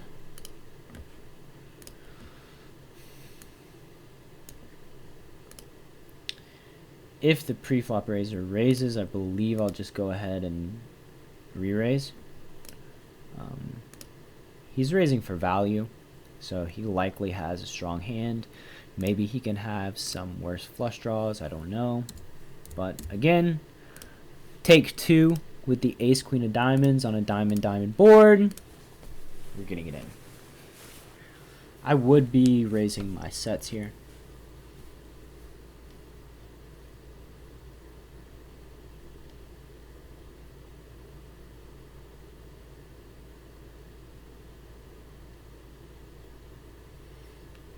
The 2-seat gives a speech before he shoves, which is probably not so good. But whatever, man. Get it in 3 ways. Let's go. He probably has a set, or ace and queen are probably dead. He could have 8-4, deuce 4. I think he's that weak of a player. 3 seats gonna be probably gonna be in a little bit of a bind with like jacks or tens.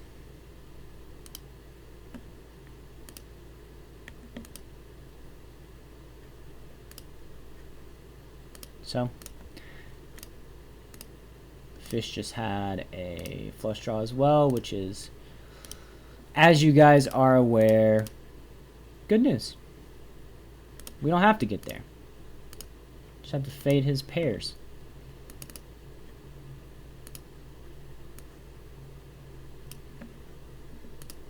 And the 3 seats certainly folded the best hand on the flop.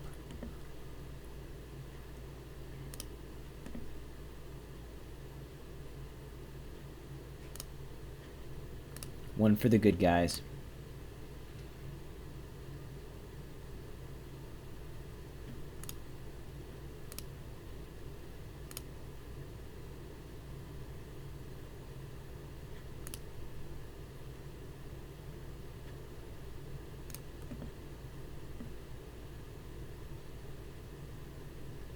Y'all need to wake up, man. Get into this. I need to get pumped up. Come on, chat. People chat. Say some stuff. Be mean. I don't care.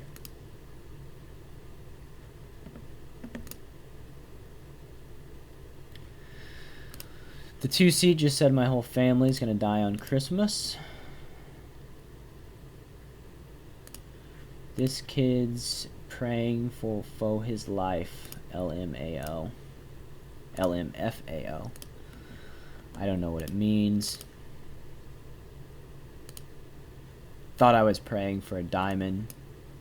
Instead I was praying that he doesn't make a pair. LMFAO.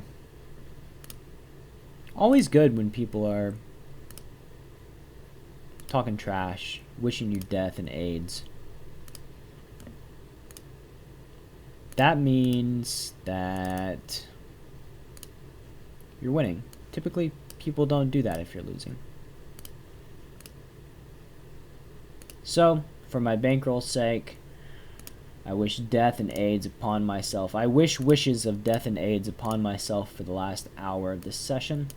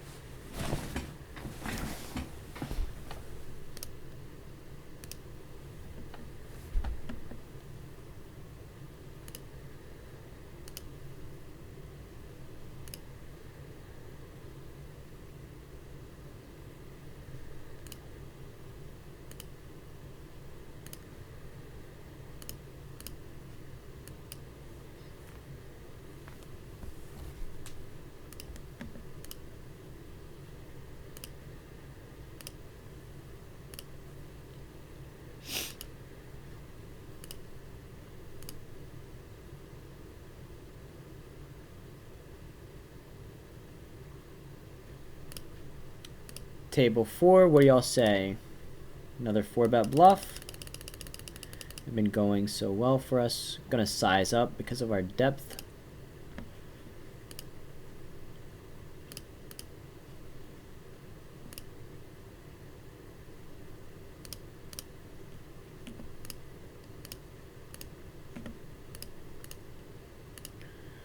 One of those spots where villain has not 3-bet yet, but just because he hasn't 3-bet doesn't mean he don't got some moves in him, you know?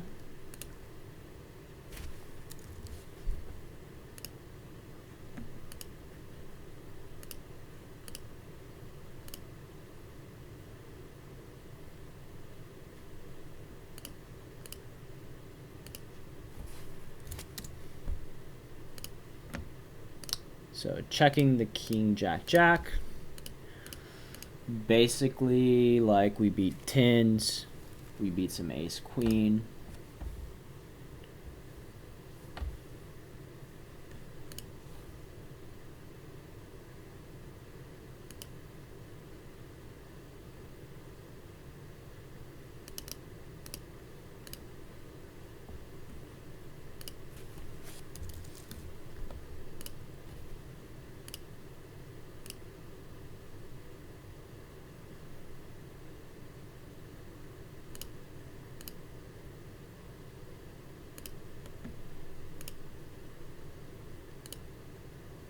There's 2 bets left now, so if he does have some value, now's the time that he goes for it. Basically, we're going to check down and just beat tens and ace queen. He could have 9s. If he's got quads, he would have bet.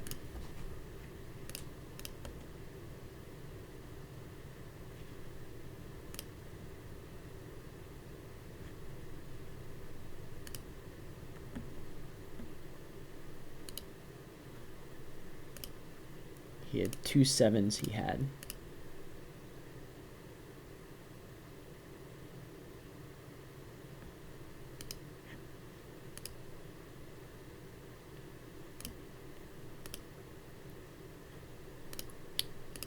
Yeah, I know.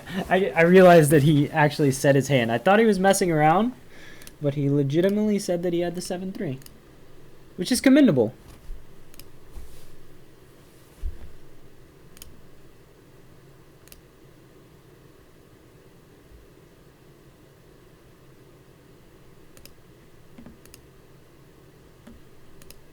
Commendable to say your cards before you shove. May as well, right? You only live once.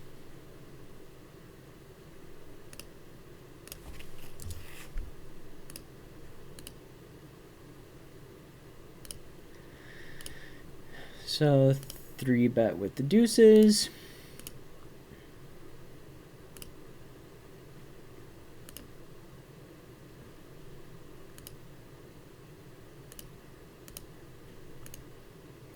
What up, Mr. Square to Boss? How we doing, sir?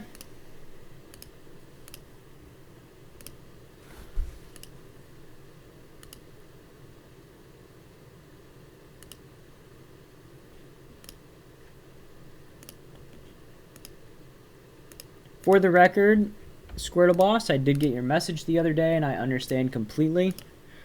I just forgot to reply.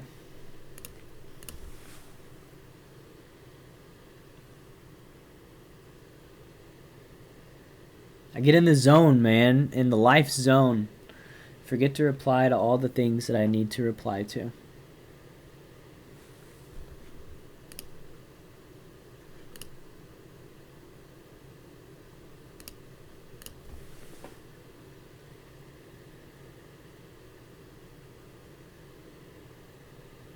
We playing cards this, I guess it's evening.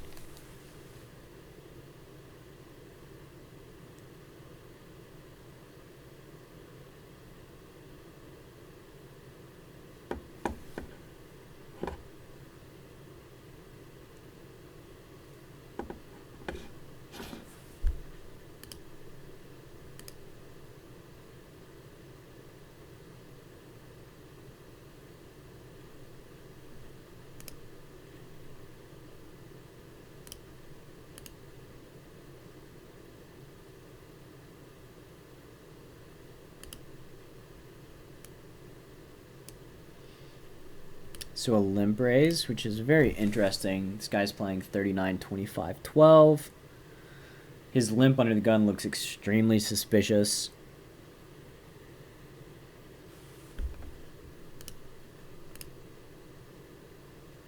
No idea what to make of that fellow, except that he's crushing me. He has certainly gotten the better of our exchanges.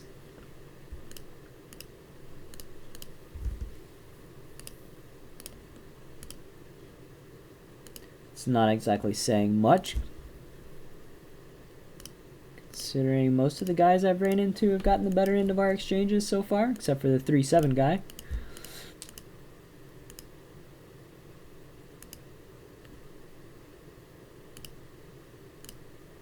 Oh man. Buy in for 250. Same story as before, talking about he never bluffs. So that is likely Mr. 3-7 guy. It's either him or his clone. And I mean, if you're going to clone somebody, why would you clone that? Like, clone the guy that hopes my family dies on Christmas? Why?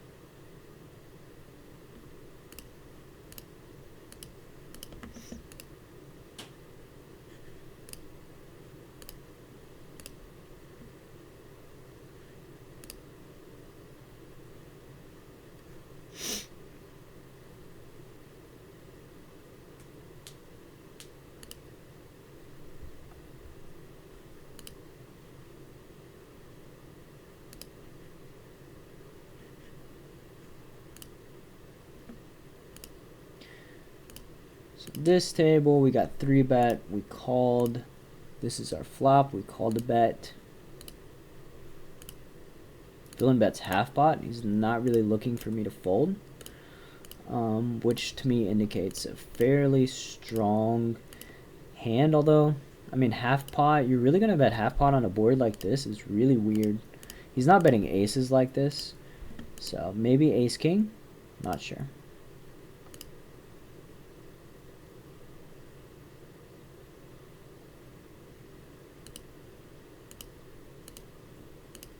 We don't realize our equity. We are just going to check back. So the tens actually make a lot of sense with his sizing on the turn. Like I said, it didn't make a ton of sense with his sizing. He's repping a super strong hand, but his sizing was not indicative of that. Like, I'm not sure what the... I guess he's planning on turning them into a bluff on the river. That's got to be the only rationale for using that sizing, even though his bluff was beating my actual hand.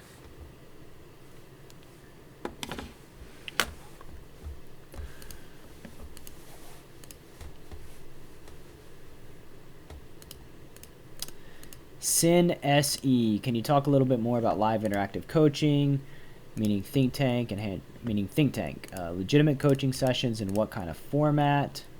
So I am sad to say that that program is being canceled at the end of the month, the group coaching. I did it as an experiment.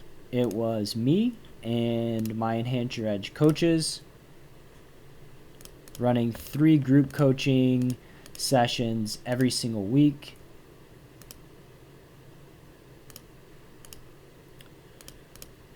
We also did things like goal setting and accountability, basically helping everybody move up the poker ladder. But because we did not get enough demand and it was too labor intensive. I made the decision to cancel that program. Now Think Tank consists of a card runner subscription, one coaching session, one-to-one coaching session with me, access to my Skype group for 1 month, and it is $150. So sorry to those who missed out in the group coaching.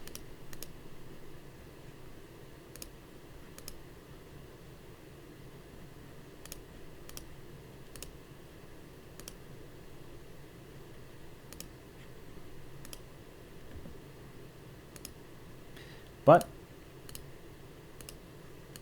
like I say, you know, you gotta jump on these opportunities while they last, because when you wait, they don't always last forever.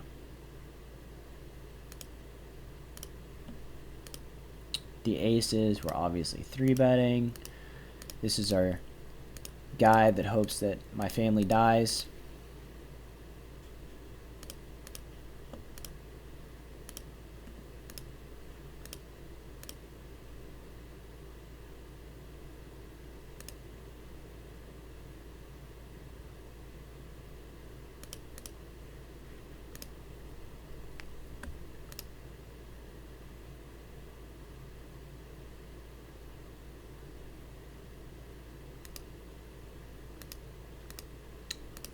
Very nice, Squirtle. Nice long AM session, sleeping during the day. All the things that I can't do because I'm old and broken down. No, I don't enjoy sleeping during the day. I don't think I can sleep during the day, actually. I can't sleep during the day, and when I have no sleep, I am pretty much useless. So nighttime is the only option for me.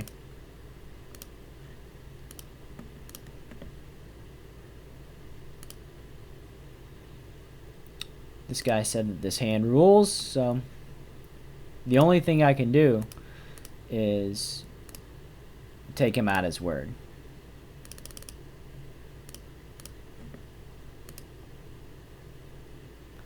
So he donked with a flush draw earlier and just got it in, so check calling. He's going to have some king X, he's going to have some 6X.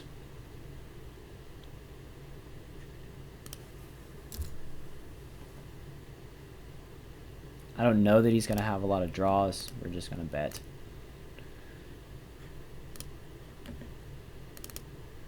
He said that pre-flop, by the way, so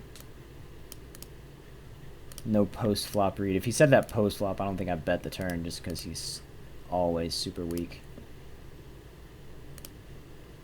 It's pretty much always super weak anyway, let's be real. Table 3, flopping a pair plus open-ender, 3-seat raised. I'm going to check the king and check raise the king.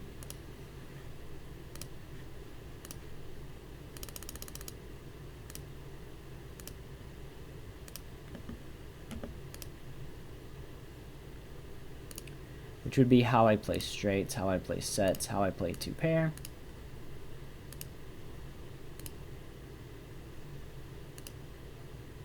If he calls, typically he's going to have a king, like king-queen. And we get to bluff the river.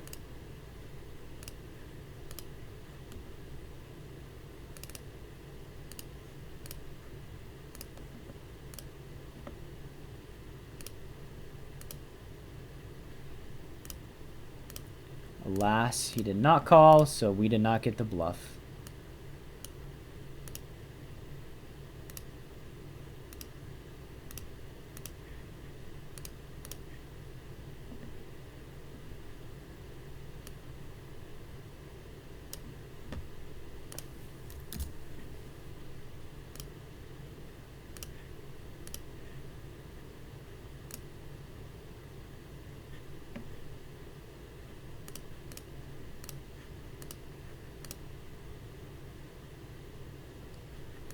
Very kind words, Mr. Life Tilt. I appreciated having you.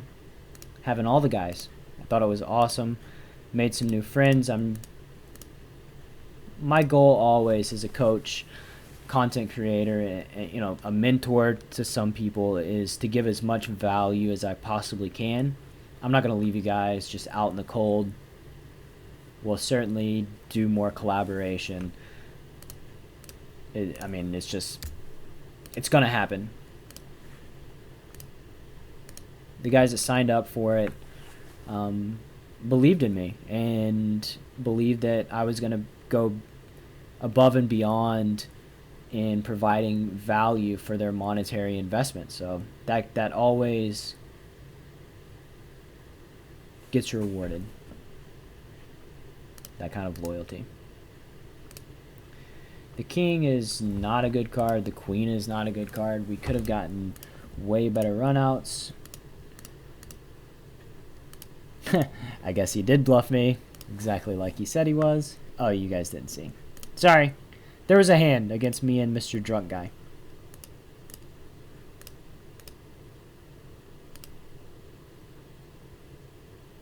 Turning trips on the flush.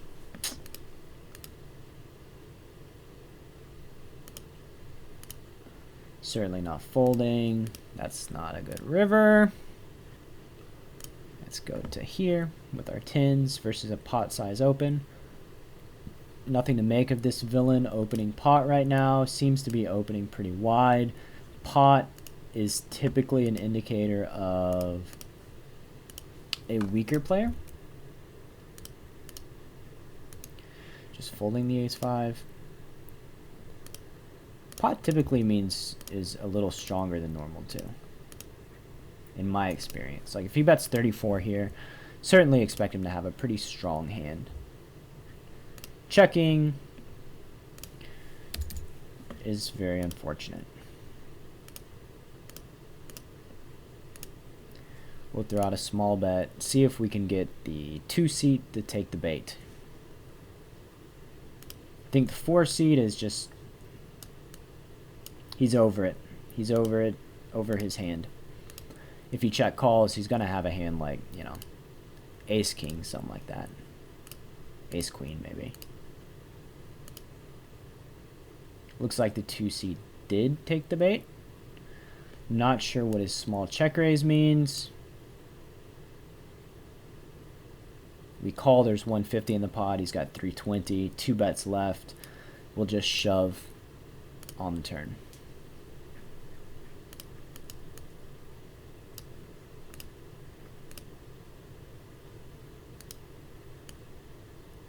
I don't think he's got tons of flush draws in his range. The reason that I think that is I don't think he opens the betting with tons of flush draws because I can reopen the betting. So again, I just call, and I'm going to pretty much call off the river.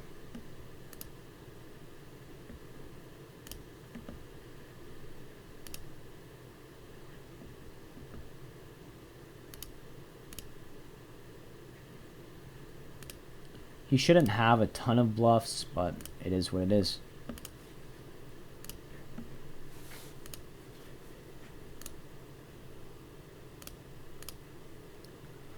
Hey, we got one. Look at this.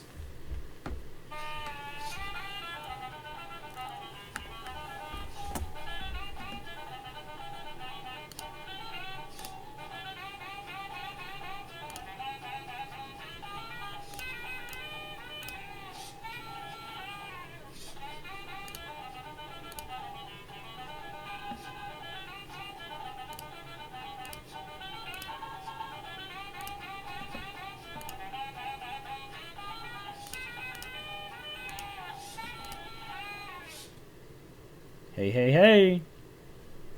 Santa Claus is in the house.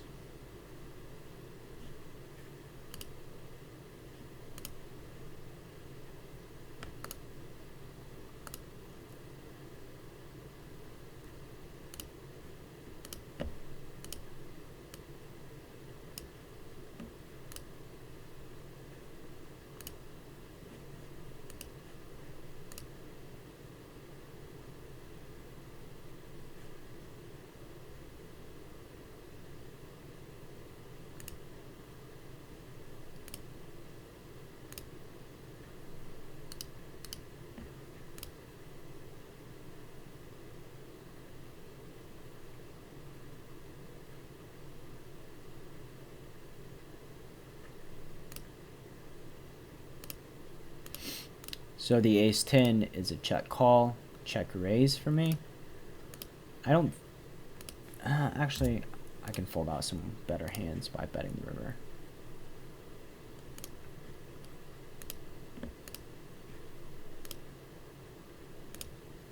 I think ace-10 is a good one to turn into a bluff.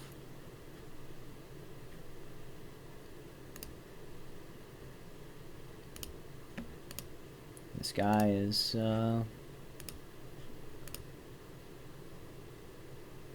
again, playing very well against me.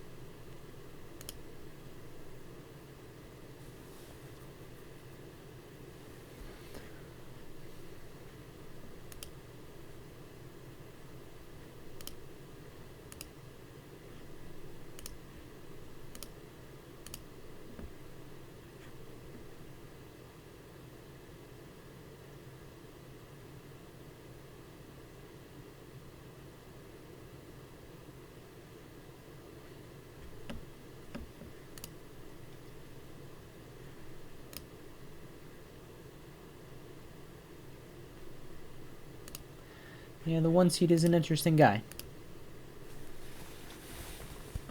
My question is, if he wanted to reload, why did he change tables and then act exactly the same? It's like...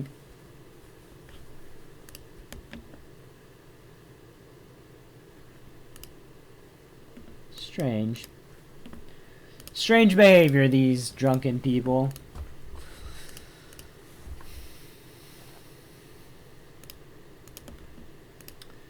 So I'll flat the queen 9.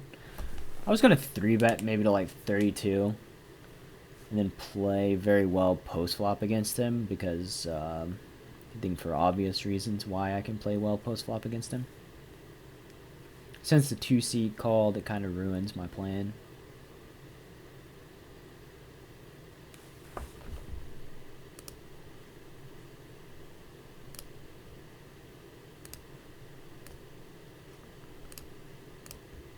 Nines is certainly good enough to check call here versus this guy. When he checks back, I don't really... we have the best hand, so we're just betting for value here.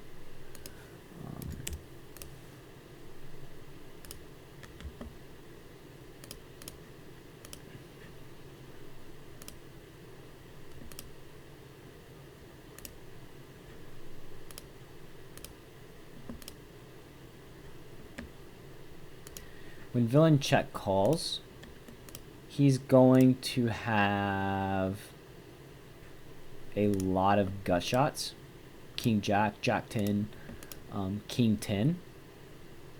I don't think he's got many ace X's because they bet the flop. That connects with his gut shots. Gives him a pair, so now his gut shots aren't going to bet because he's got a pair. I don't buy that he's got ace X though, because why wouldn't he just bet it, right? Okay, king queen makes some sense.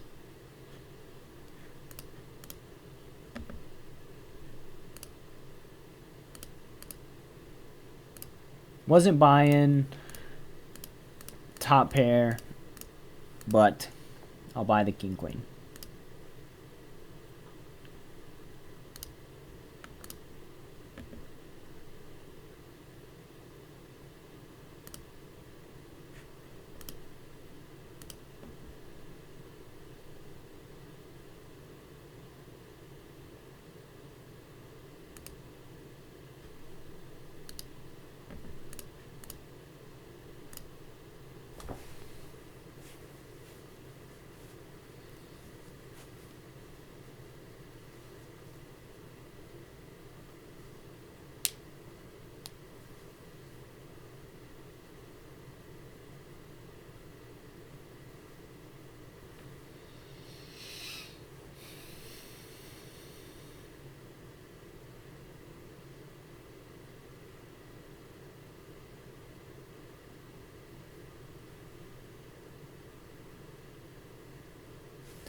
action on my tables is taking a while. I don't know what the deal is.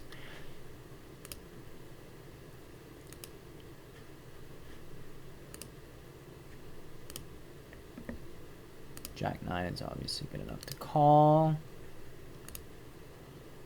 Just give him a chance to, you know, put the last bet in. Time to bluff.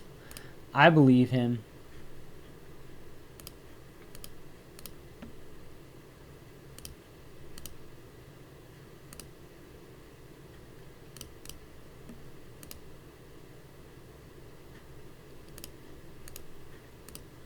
I don't think he's calling with a pair. I want to give him a chance to bluff, obviously.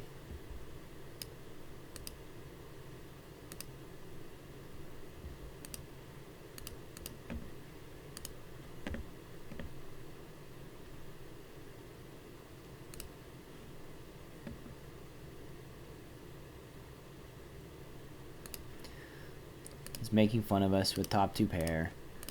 As a, for the record, he had the 7-4 off, so the 7 high.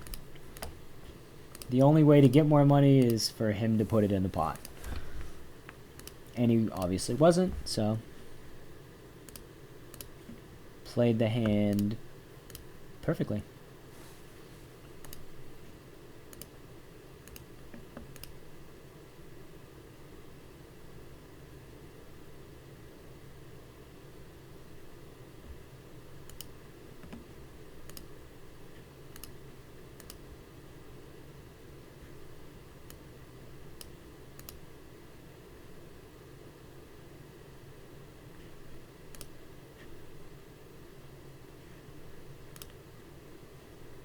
You can always tell the professional trolls because they know the exact spacing to use. Be right back.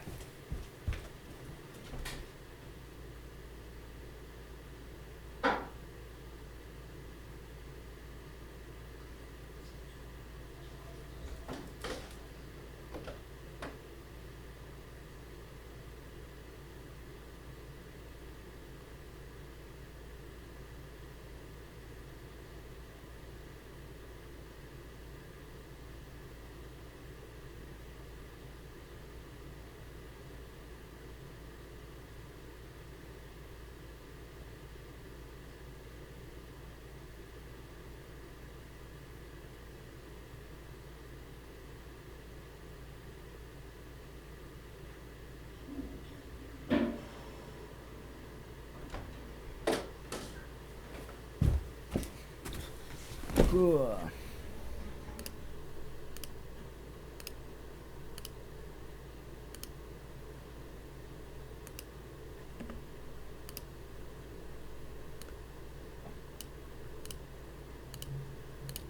Yeah, the professional trolls, because they know the exact times to put the spaces in between the words so that the cuss words show up.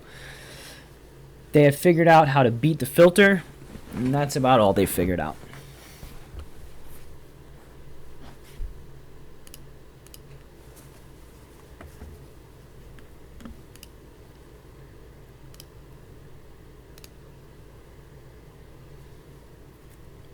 Jack on the turn is an obvious. Actually, I think I'm going to raise. We can get value from, we can get action from worse from the 2 seed, 2-bet very tiny into the pot. The 3 seed, pretty obvious to me. Like, maybe he has Queen Jack, but he's going to have King Queen a lot, Ace Queen a lot, 7-8, 7-9, pocket 8s, pocket 9s.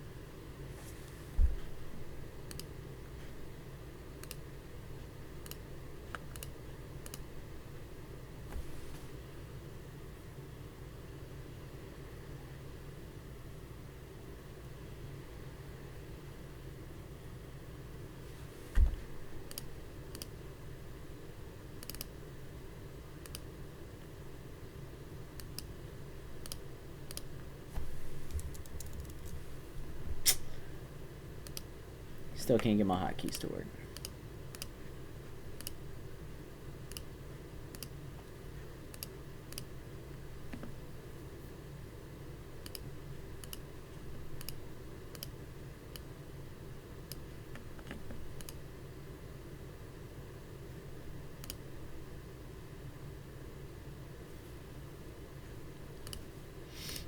How did that pot get to be so big with that hand?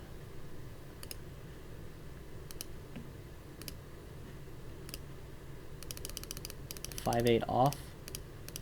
He defends. Check raises. Is nothing on a paired board.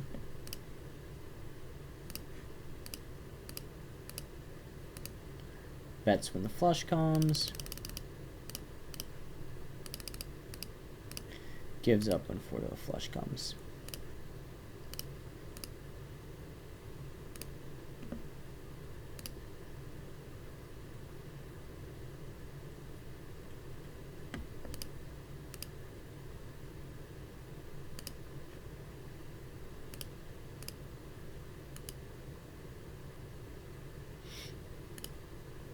Jacks is a money maker right here.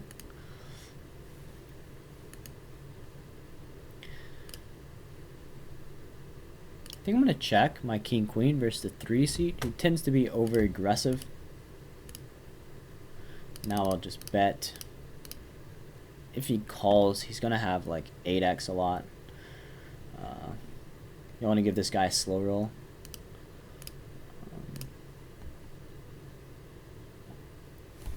We'll overbet with our king queen.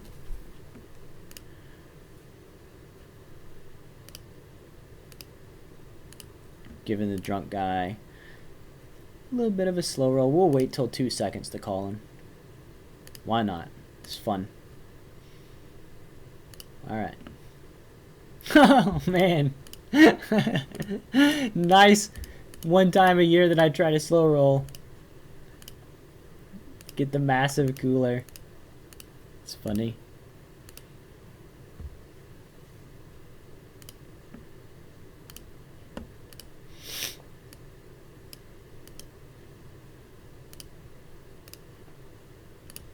Queen 10 suited, certainly good enough to just get her up there. Raise a daisy.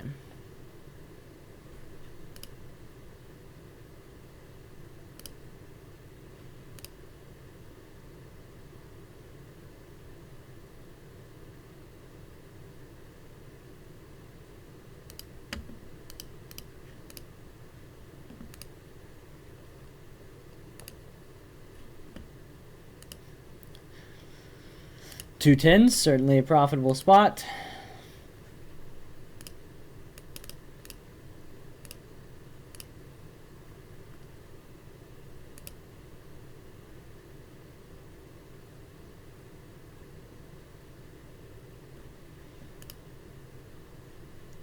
All right. See, we get a chance to slow roll him again.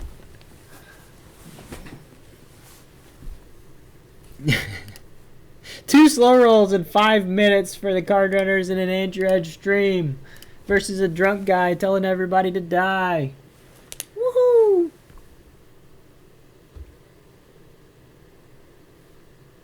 All right.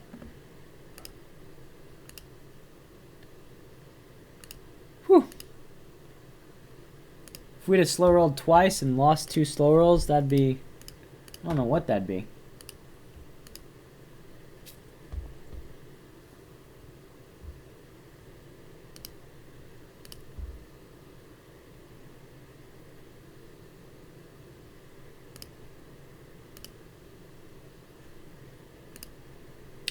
So the ace king suited, I can flat or 3-bet.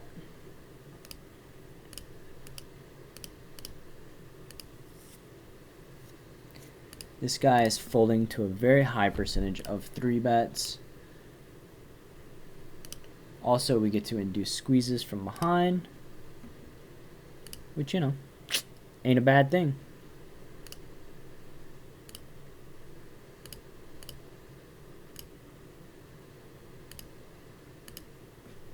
Guess it doesn't matter what we do against queens. He's just going to be getting it in. We're going to be flipping.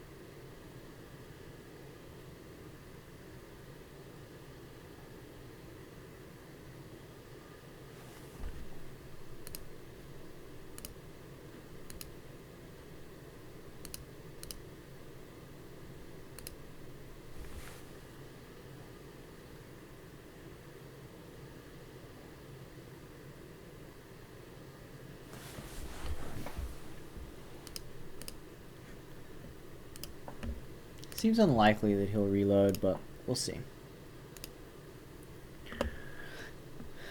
Got our gutter plus backdoor. Just always gonna call. Pair. Improving. Straight.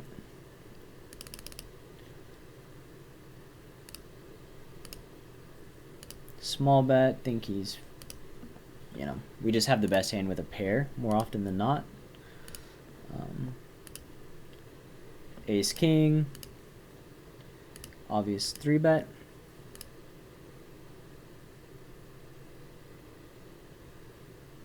Our boy rebought for 300 more. I think folding the Jack 7 would be not very good. 2 seats likely to open, and we are going to be 3-betting him.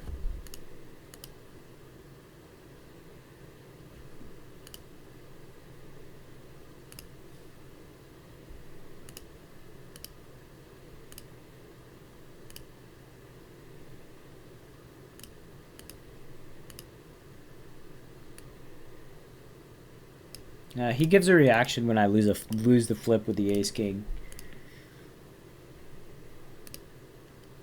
Such is life,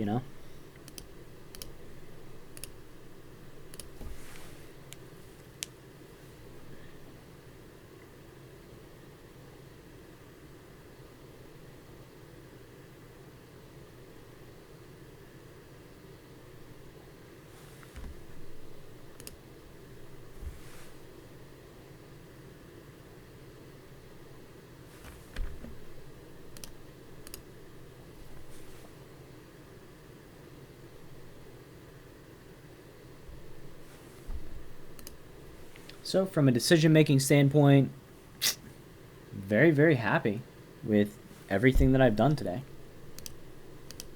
Can't say there's anything that I just wish that I took back. I wish that I could make my hotkeys work. That's my Christmas wish, but can't always get what you want, as they say. As the song goes.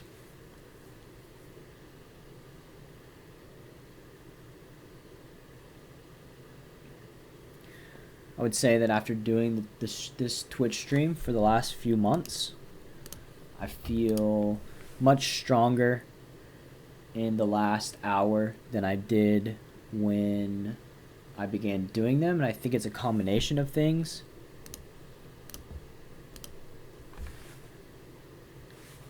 Number one, repetition. I did it every day. I just, naturally got used to it. Number two, taking really good care of myself, mentally and physically, over the last few months. Just made it a point to run every morning and meditate and be grateful. And these things, those things just pay very high dividends in every single aspect of your existence. The king queen suited, more than happy to call against this squeeze. This guy's squeezing 11%. Been a thorn in my side all day, but maybe now's the time. Now's our time to take him down. He's gonna think that I have like a lot of pocket pairs here, maybe some suited aces, suited connectors. My pocket pairs obviously just call, so that's the route that I'm gonna start taking.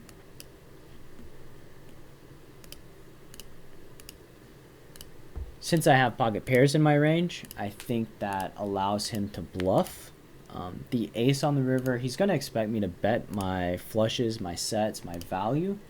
So I'm going to check and hope to get a little thin value bet out of him and then give him the business. He doesn't have nut flushes. His range is capped. I will time it down, think about it before I shove. Hopefully, we can see some sort of hero call.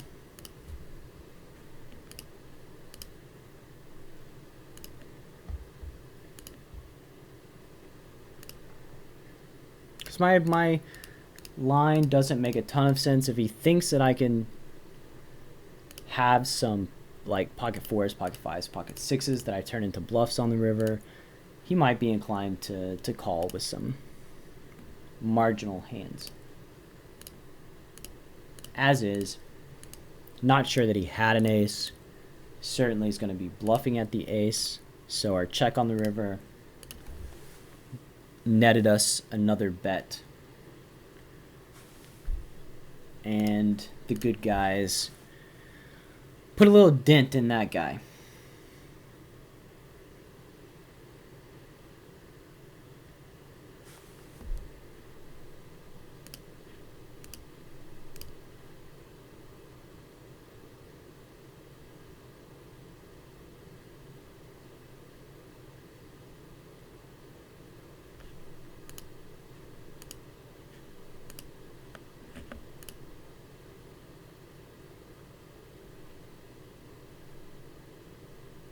Ace 10 is certainly good enough to squeeze here, given the situation. The 6 seat is a pretty tight player. He's the guy that had the queens earlier, so I don't think he's like arbitrarily opening. I am going to bet to threaten reopening the action with the 1 seat. And now we just call all in with ace high against him.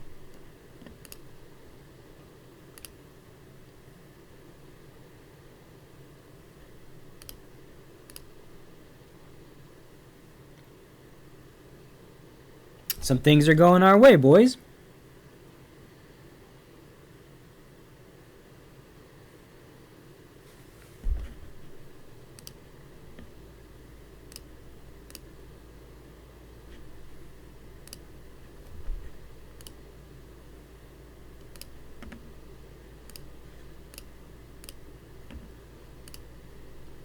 Flopped ourselves some trippies in a limped pot. I'll be for sure checking to the 6 seat because he's likely to bet this board no matter what. Pretty safe board that doesn't hit anybody. 6 seat limped on the button, so likely a passive guy. Even if he checks back, give him a chance to make a top pair, make a draw, make something that can give action.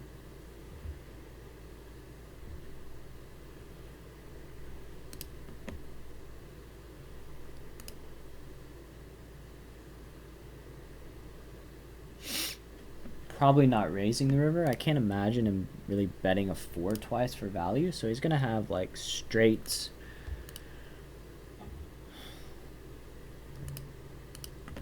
That's just crazy. Min raise on the jack, like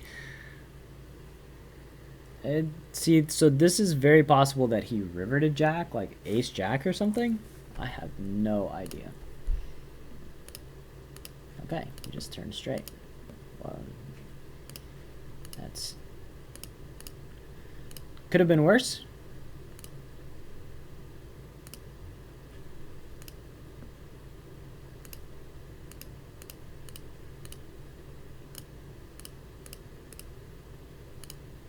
Betting the nines. Both of these guys pretty sticky.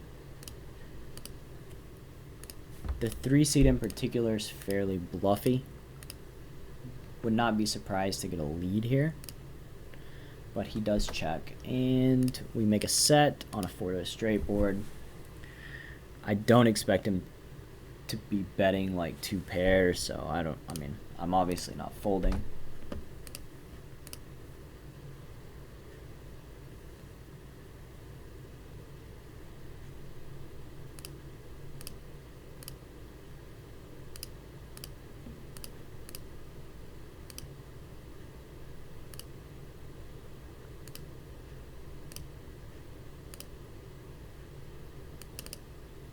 Starting by betting small with the ace-queen.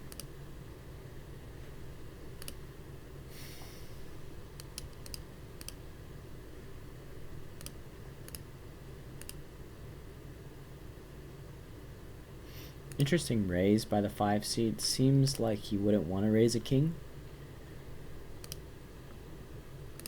For obvious reasons. Because he wants the 1-seed to call as well. But he raised so small. I just don't know.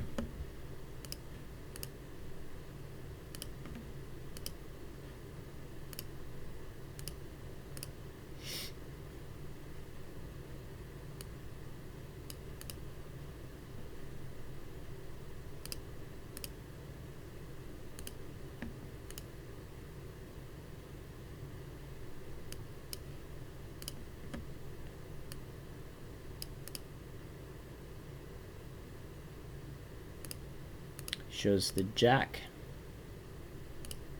which means nothing. He always shows 2 cards when he's bluffing, so then he shows 1 card. What could that mean? What on earth could that possibly mean?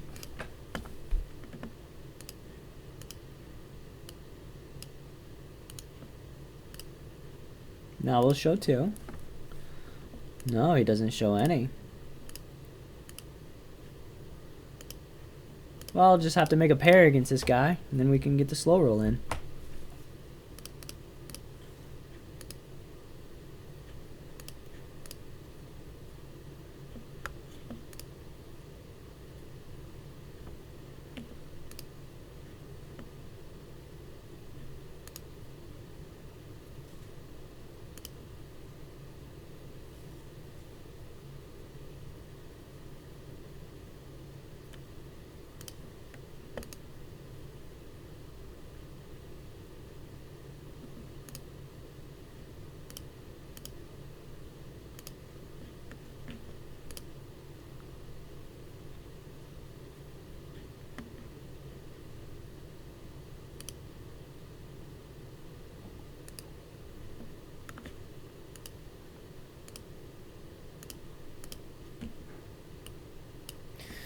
Three betting the 10s for value.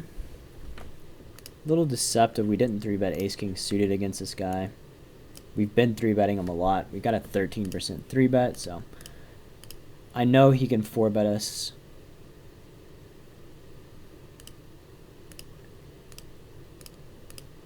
Lighter.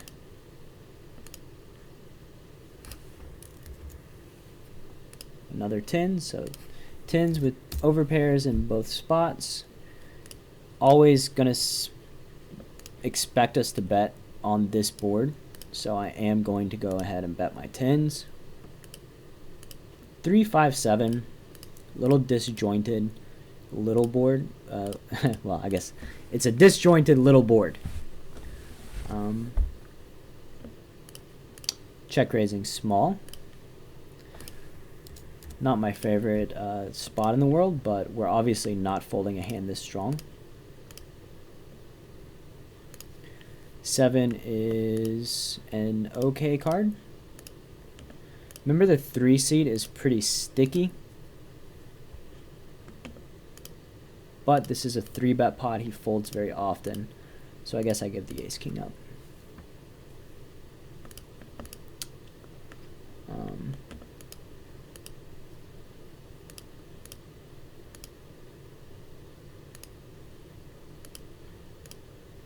So this guy's sizing up once the 7 pairs.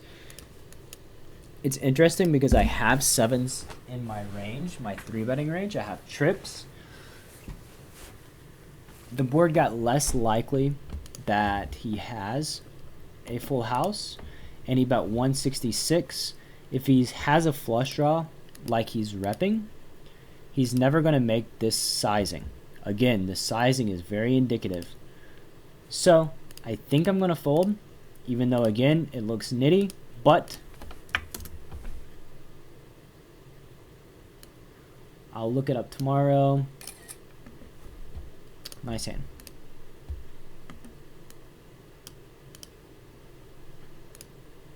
I just don't think he's messing around enough there for us to be able to call and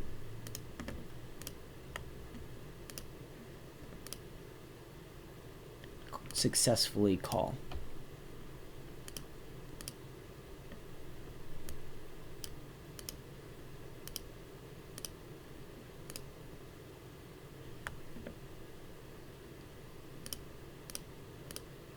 Sometimes this is just part of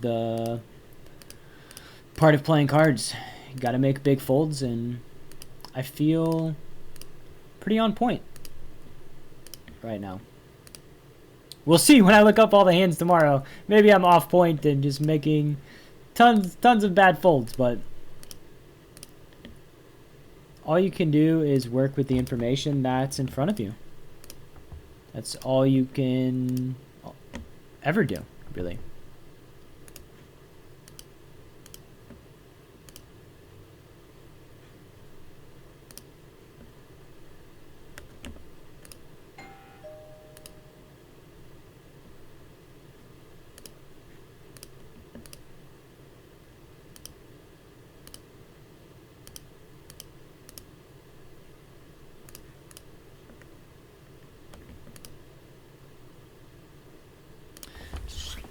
Be right back.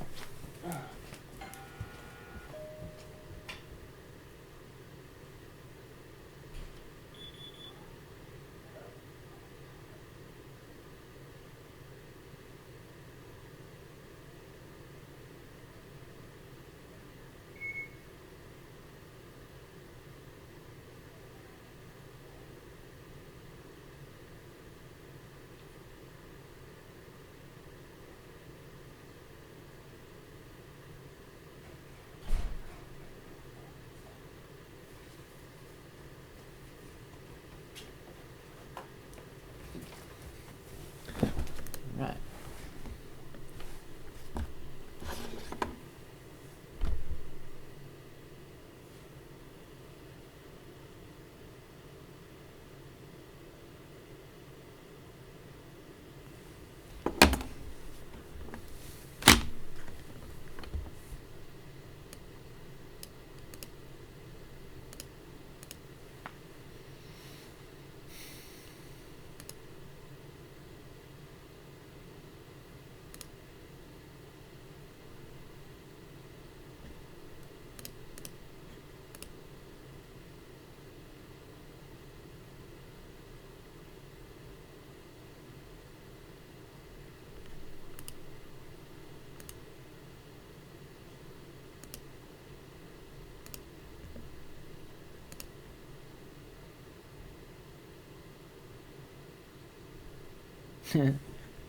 Seven five gets there.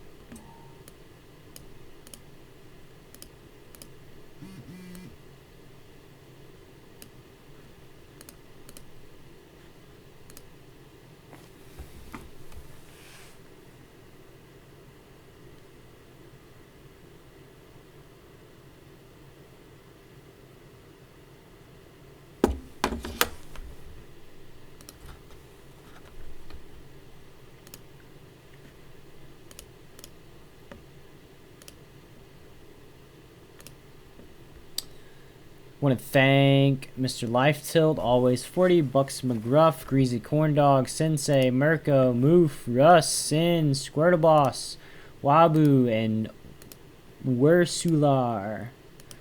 Very much appreciate your time and energy.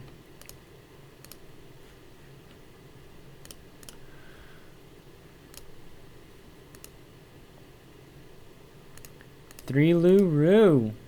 Way to show up at the tail end, man.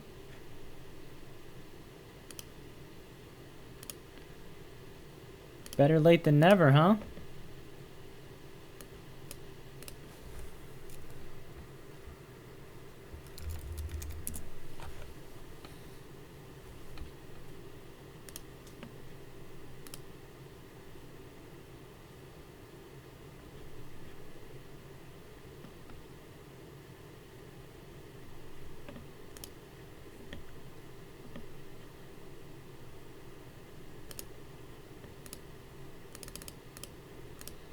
Ain't no Billy Bob today, Mr. Phillips.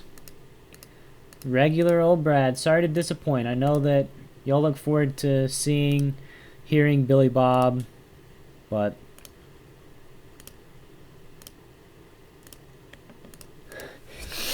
yeah. Whew.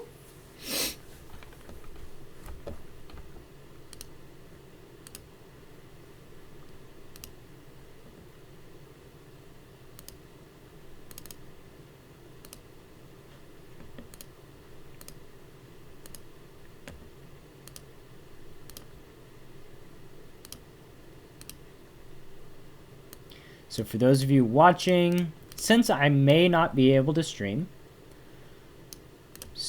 what is next Saturday? Christmas Eve. I don't know if I'm going to be able to do it or not. I'll probably do it on the 23rd, the Friday night. 24th is my birthday, and that is also the day that we celebrate Christmas with the children. So I don't think I'll be able to do it. I'll probably do it on Friday instead. And since we got our little degenerate shoving and feel good, let's put in a little bit more time, huh? Maybe we can run this up to back to even for the day. I think that would be a pretty nice win.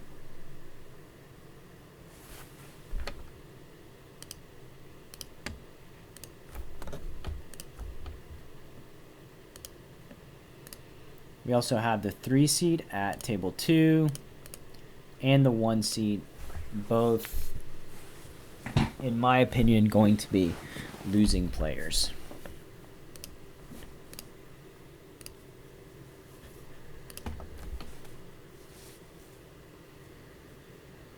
Wasn't the Mormons, it was the Jehovah's Witnesses, but luckily they're the type of people that can say no, you know? They understand no. When you say, hey, I don't really want to talk, they say, I appreciate your time. Thank you for listening. Have a good day. Right? That's the impression that I'm under.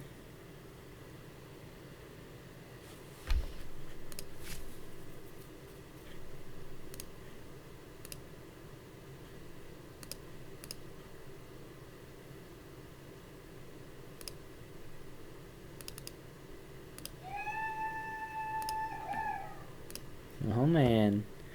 Cyclist, thank you for following. I appreciate it, my friend.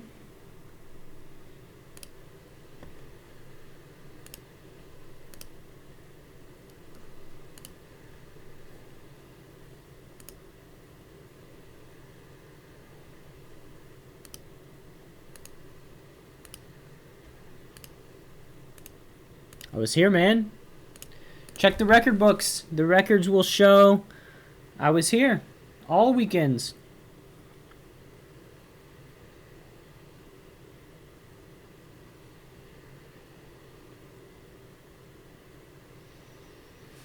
So we flopped the bottom 2 here, which is,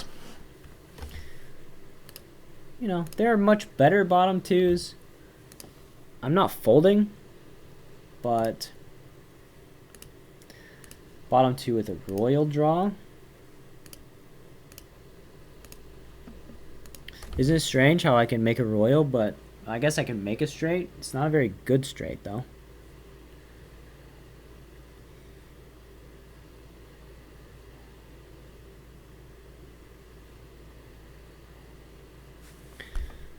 The overshove. Ruining all our dreams. He just has King X every time. Or the overbet. Well done, sir. 2x overbet. You get the money.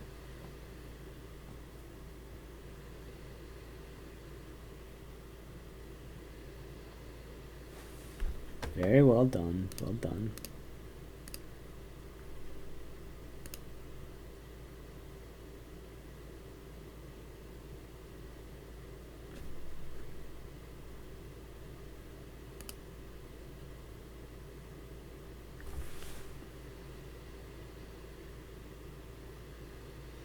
So the tank 3-bet.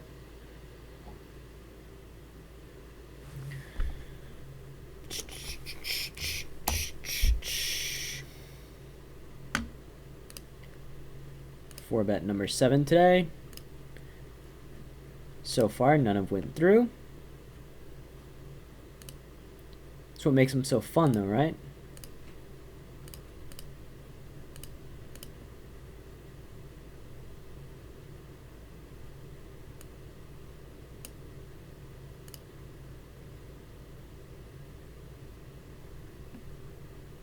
Oh, and we get this going on. So we opted not to 3-bet pre.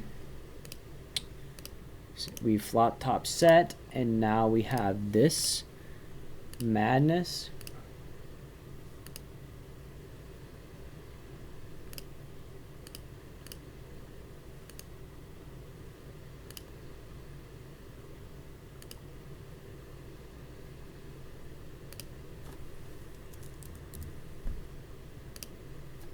We'll lead the turn.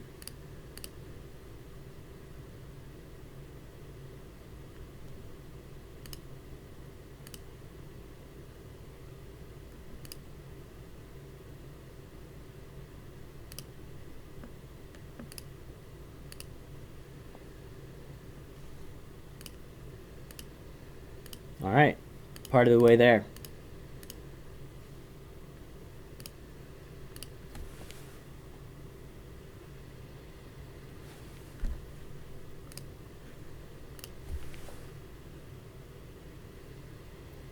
Nice little 10 ball on the turn. Unfortunate flop for Mr. Ace 10.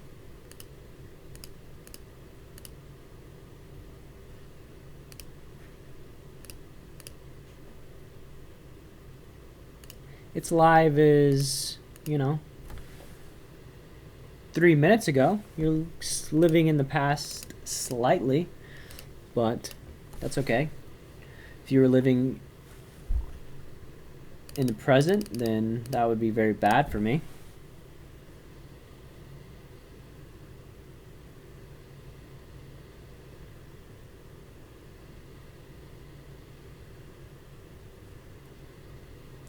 Villain's gonna have just lots of Queen X here, so just gonna bet, bet, bet.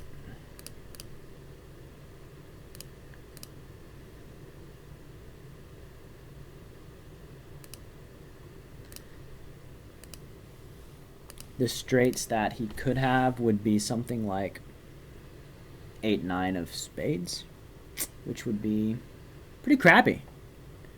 Pretty crappy of them to do that to me. How could they do that? I'm such a nice guy with my little freaking hat.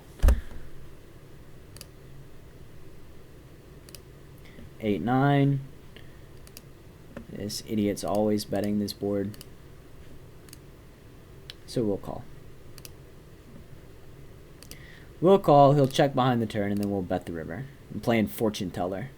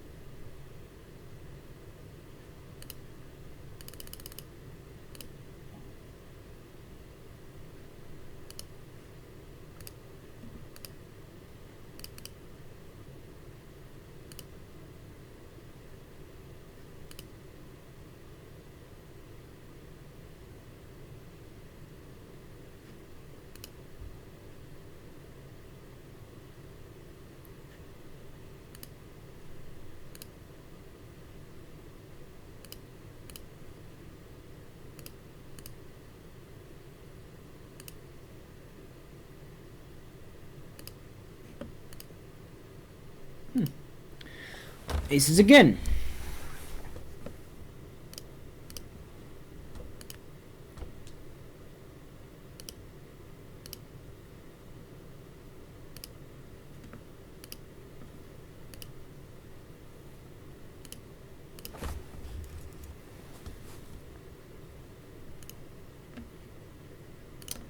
I don't know, sir. I don't know how much to leave in. That's a good question, though. Need some stacks.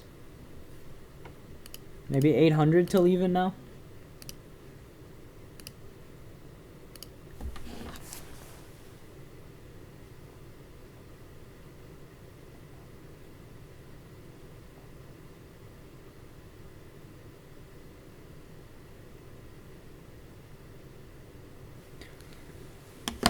Looks about like 500 to even.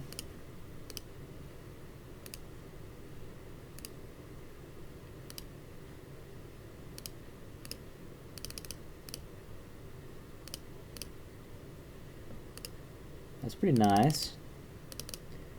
Queens against our man. Heh! I've seen better flops.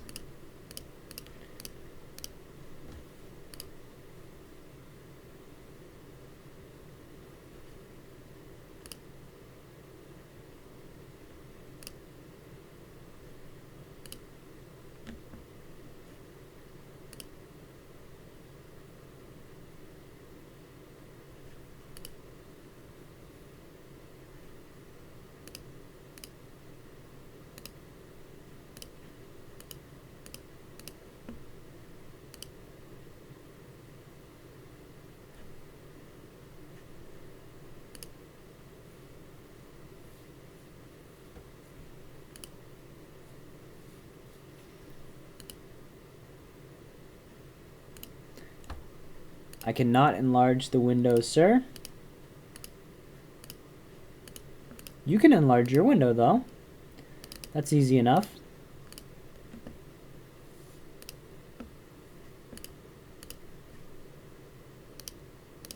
No laughing from Mr. Laughing Man now with his 8-5.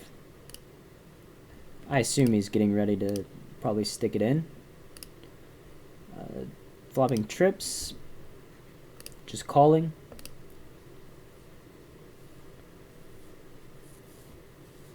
Doing a lot of calling in this situation.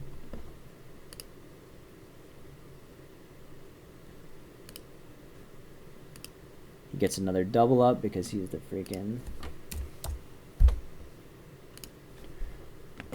man.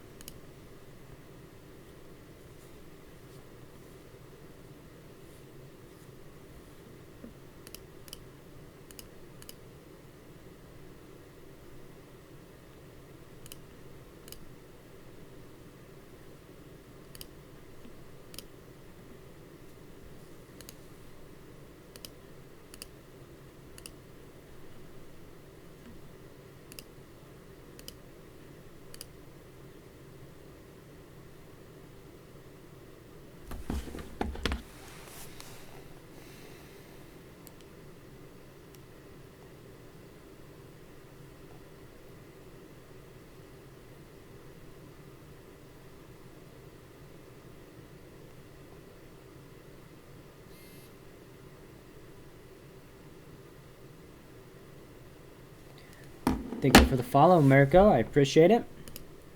Again, for you guys enjoying the stream, best way you can support it, check out cardrunners.com. I am one of their coaches. I make training videos for them. Very valuable content if your goal is to get better at playing cards.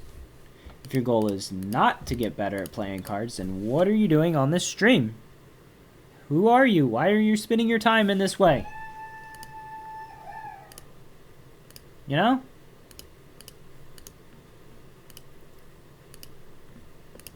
$30 a month. Activation fee is waived when you use the code CRTwitch. They've been coming out with content every single day for about the last 10 years.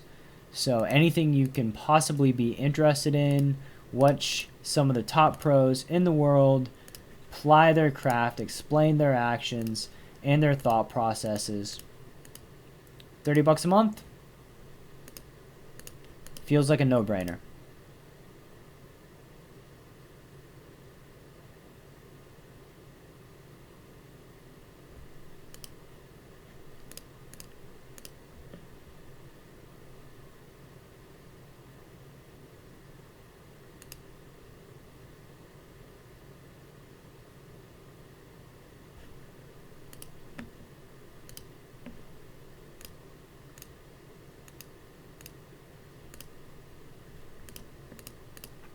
Why do I need to contact him, Luru? What would I say? Hope you guys are watching me instead.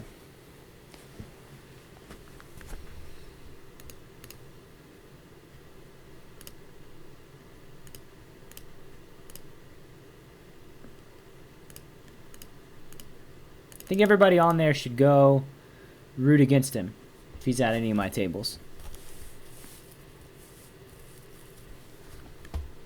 Root for my seat versus his seats. That's what I would do.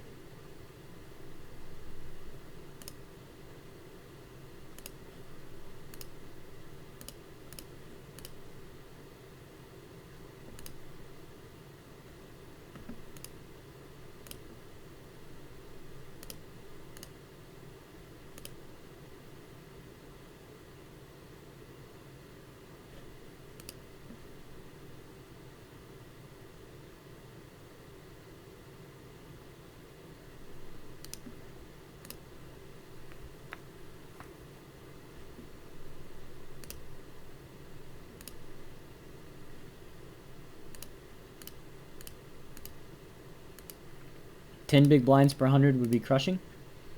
Little BBs though. 5 of the big BBs.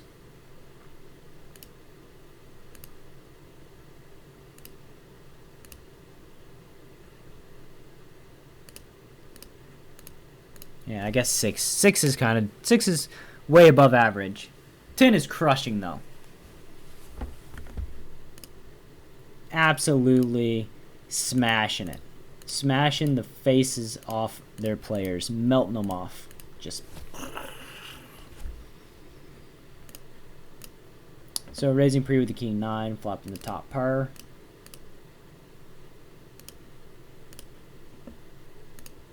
Give me top par.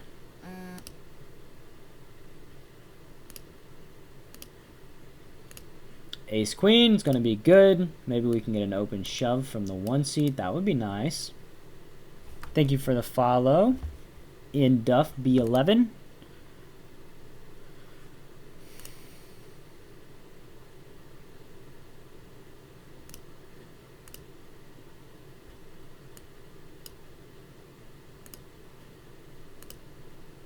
Pretty easy squeeze with ace queen suited versus the 1 seat Ninny Mugginses.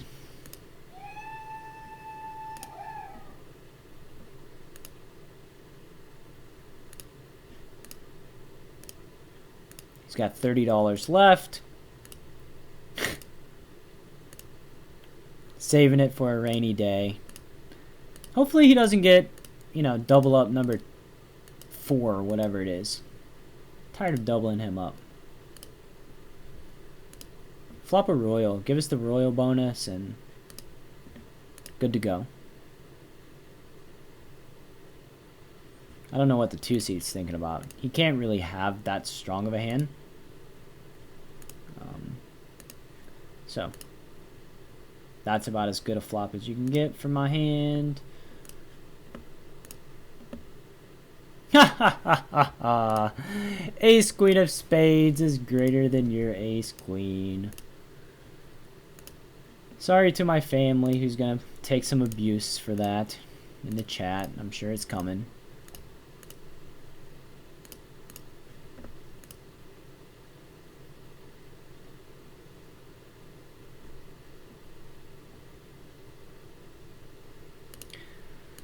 Three, four, 5 with 6s is going to be a bet.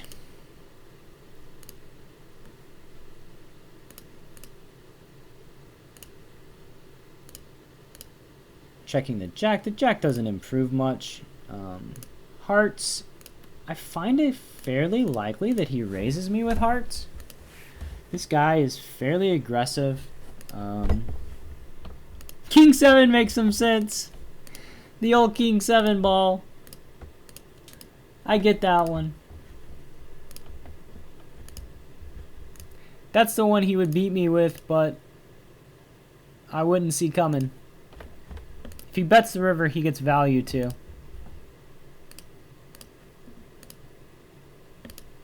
But, you know, guys just calling with their obvious gutters 4 ways. No implied odds. Get there with the inconspicuous card and don't value bet. It's a funny world we live in.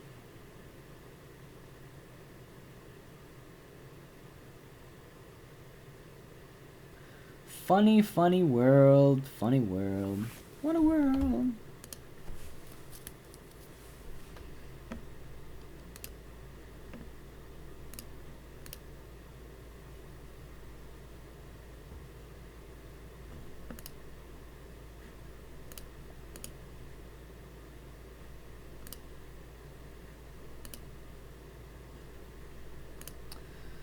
Nut flush draw at table 3.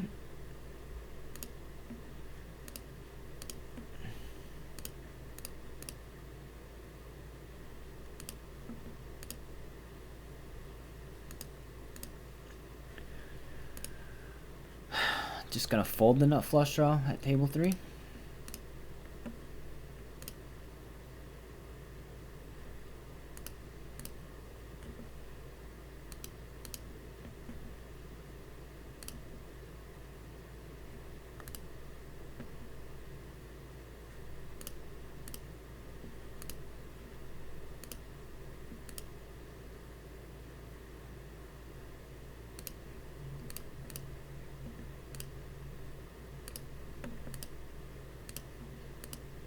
So, went over about 30 minutes, guys. We got our man. I am tiring down a little bit. Need to take care of some business of the day. So I'm going to be calling this stream. I want to say thank you once again for your patronage. I appreciate it. This dude is not repping a ton.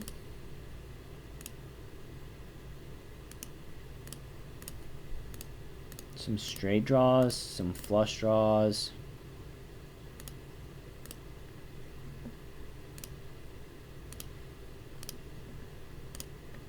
Oh, table 4. We raised pre-bet flop, he raised us, and we called. He checked back the turn. I would be checking my Jack X's here. $40 is so weird. Like, you just get the money, man. Whatever, bro.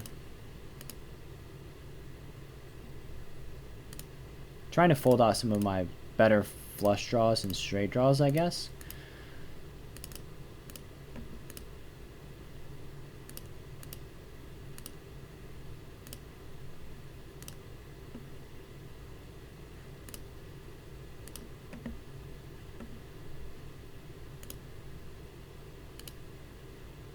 This table ended up winning close to 500 after being stuck 800. This table, we're losing 500 after being stuck 800. Oop, we still got one more hand to go.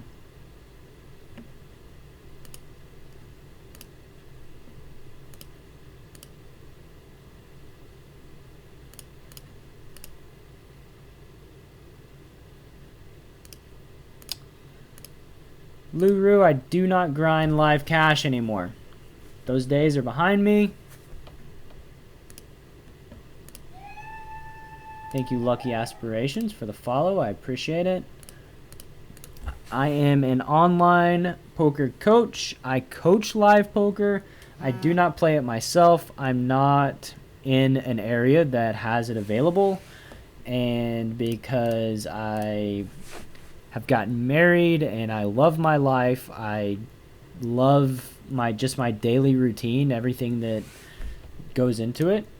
I don't want to travel. I don't want to be away from home. Don't want to be away from my family. So I don't.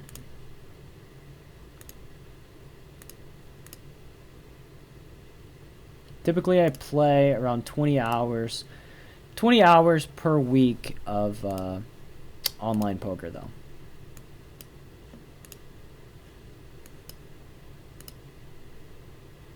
Looks like we lost about 300, which...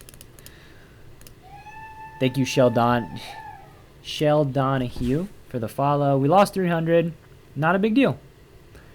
Want to thank you guys again for tuning into the stream. I appreciate it. I will see y'all next week sometime, probably Friday night on the 23rd.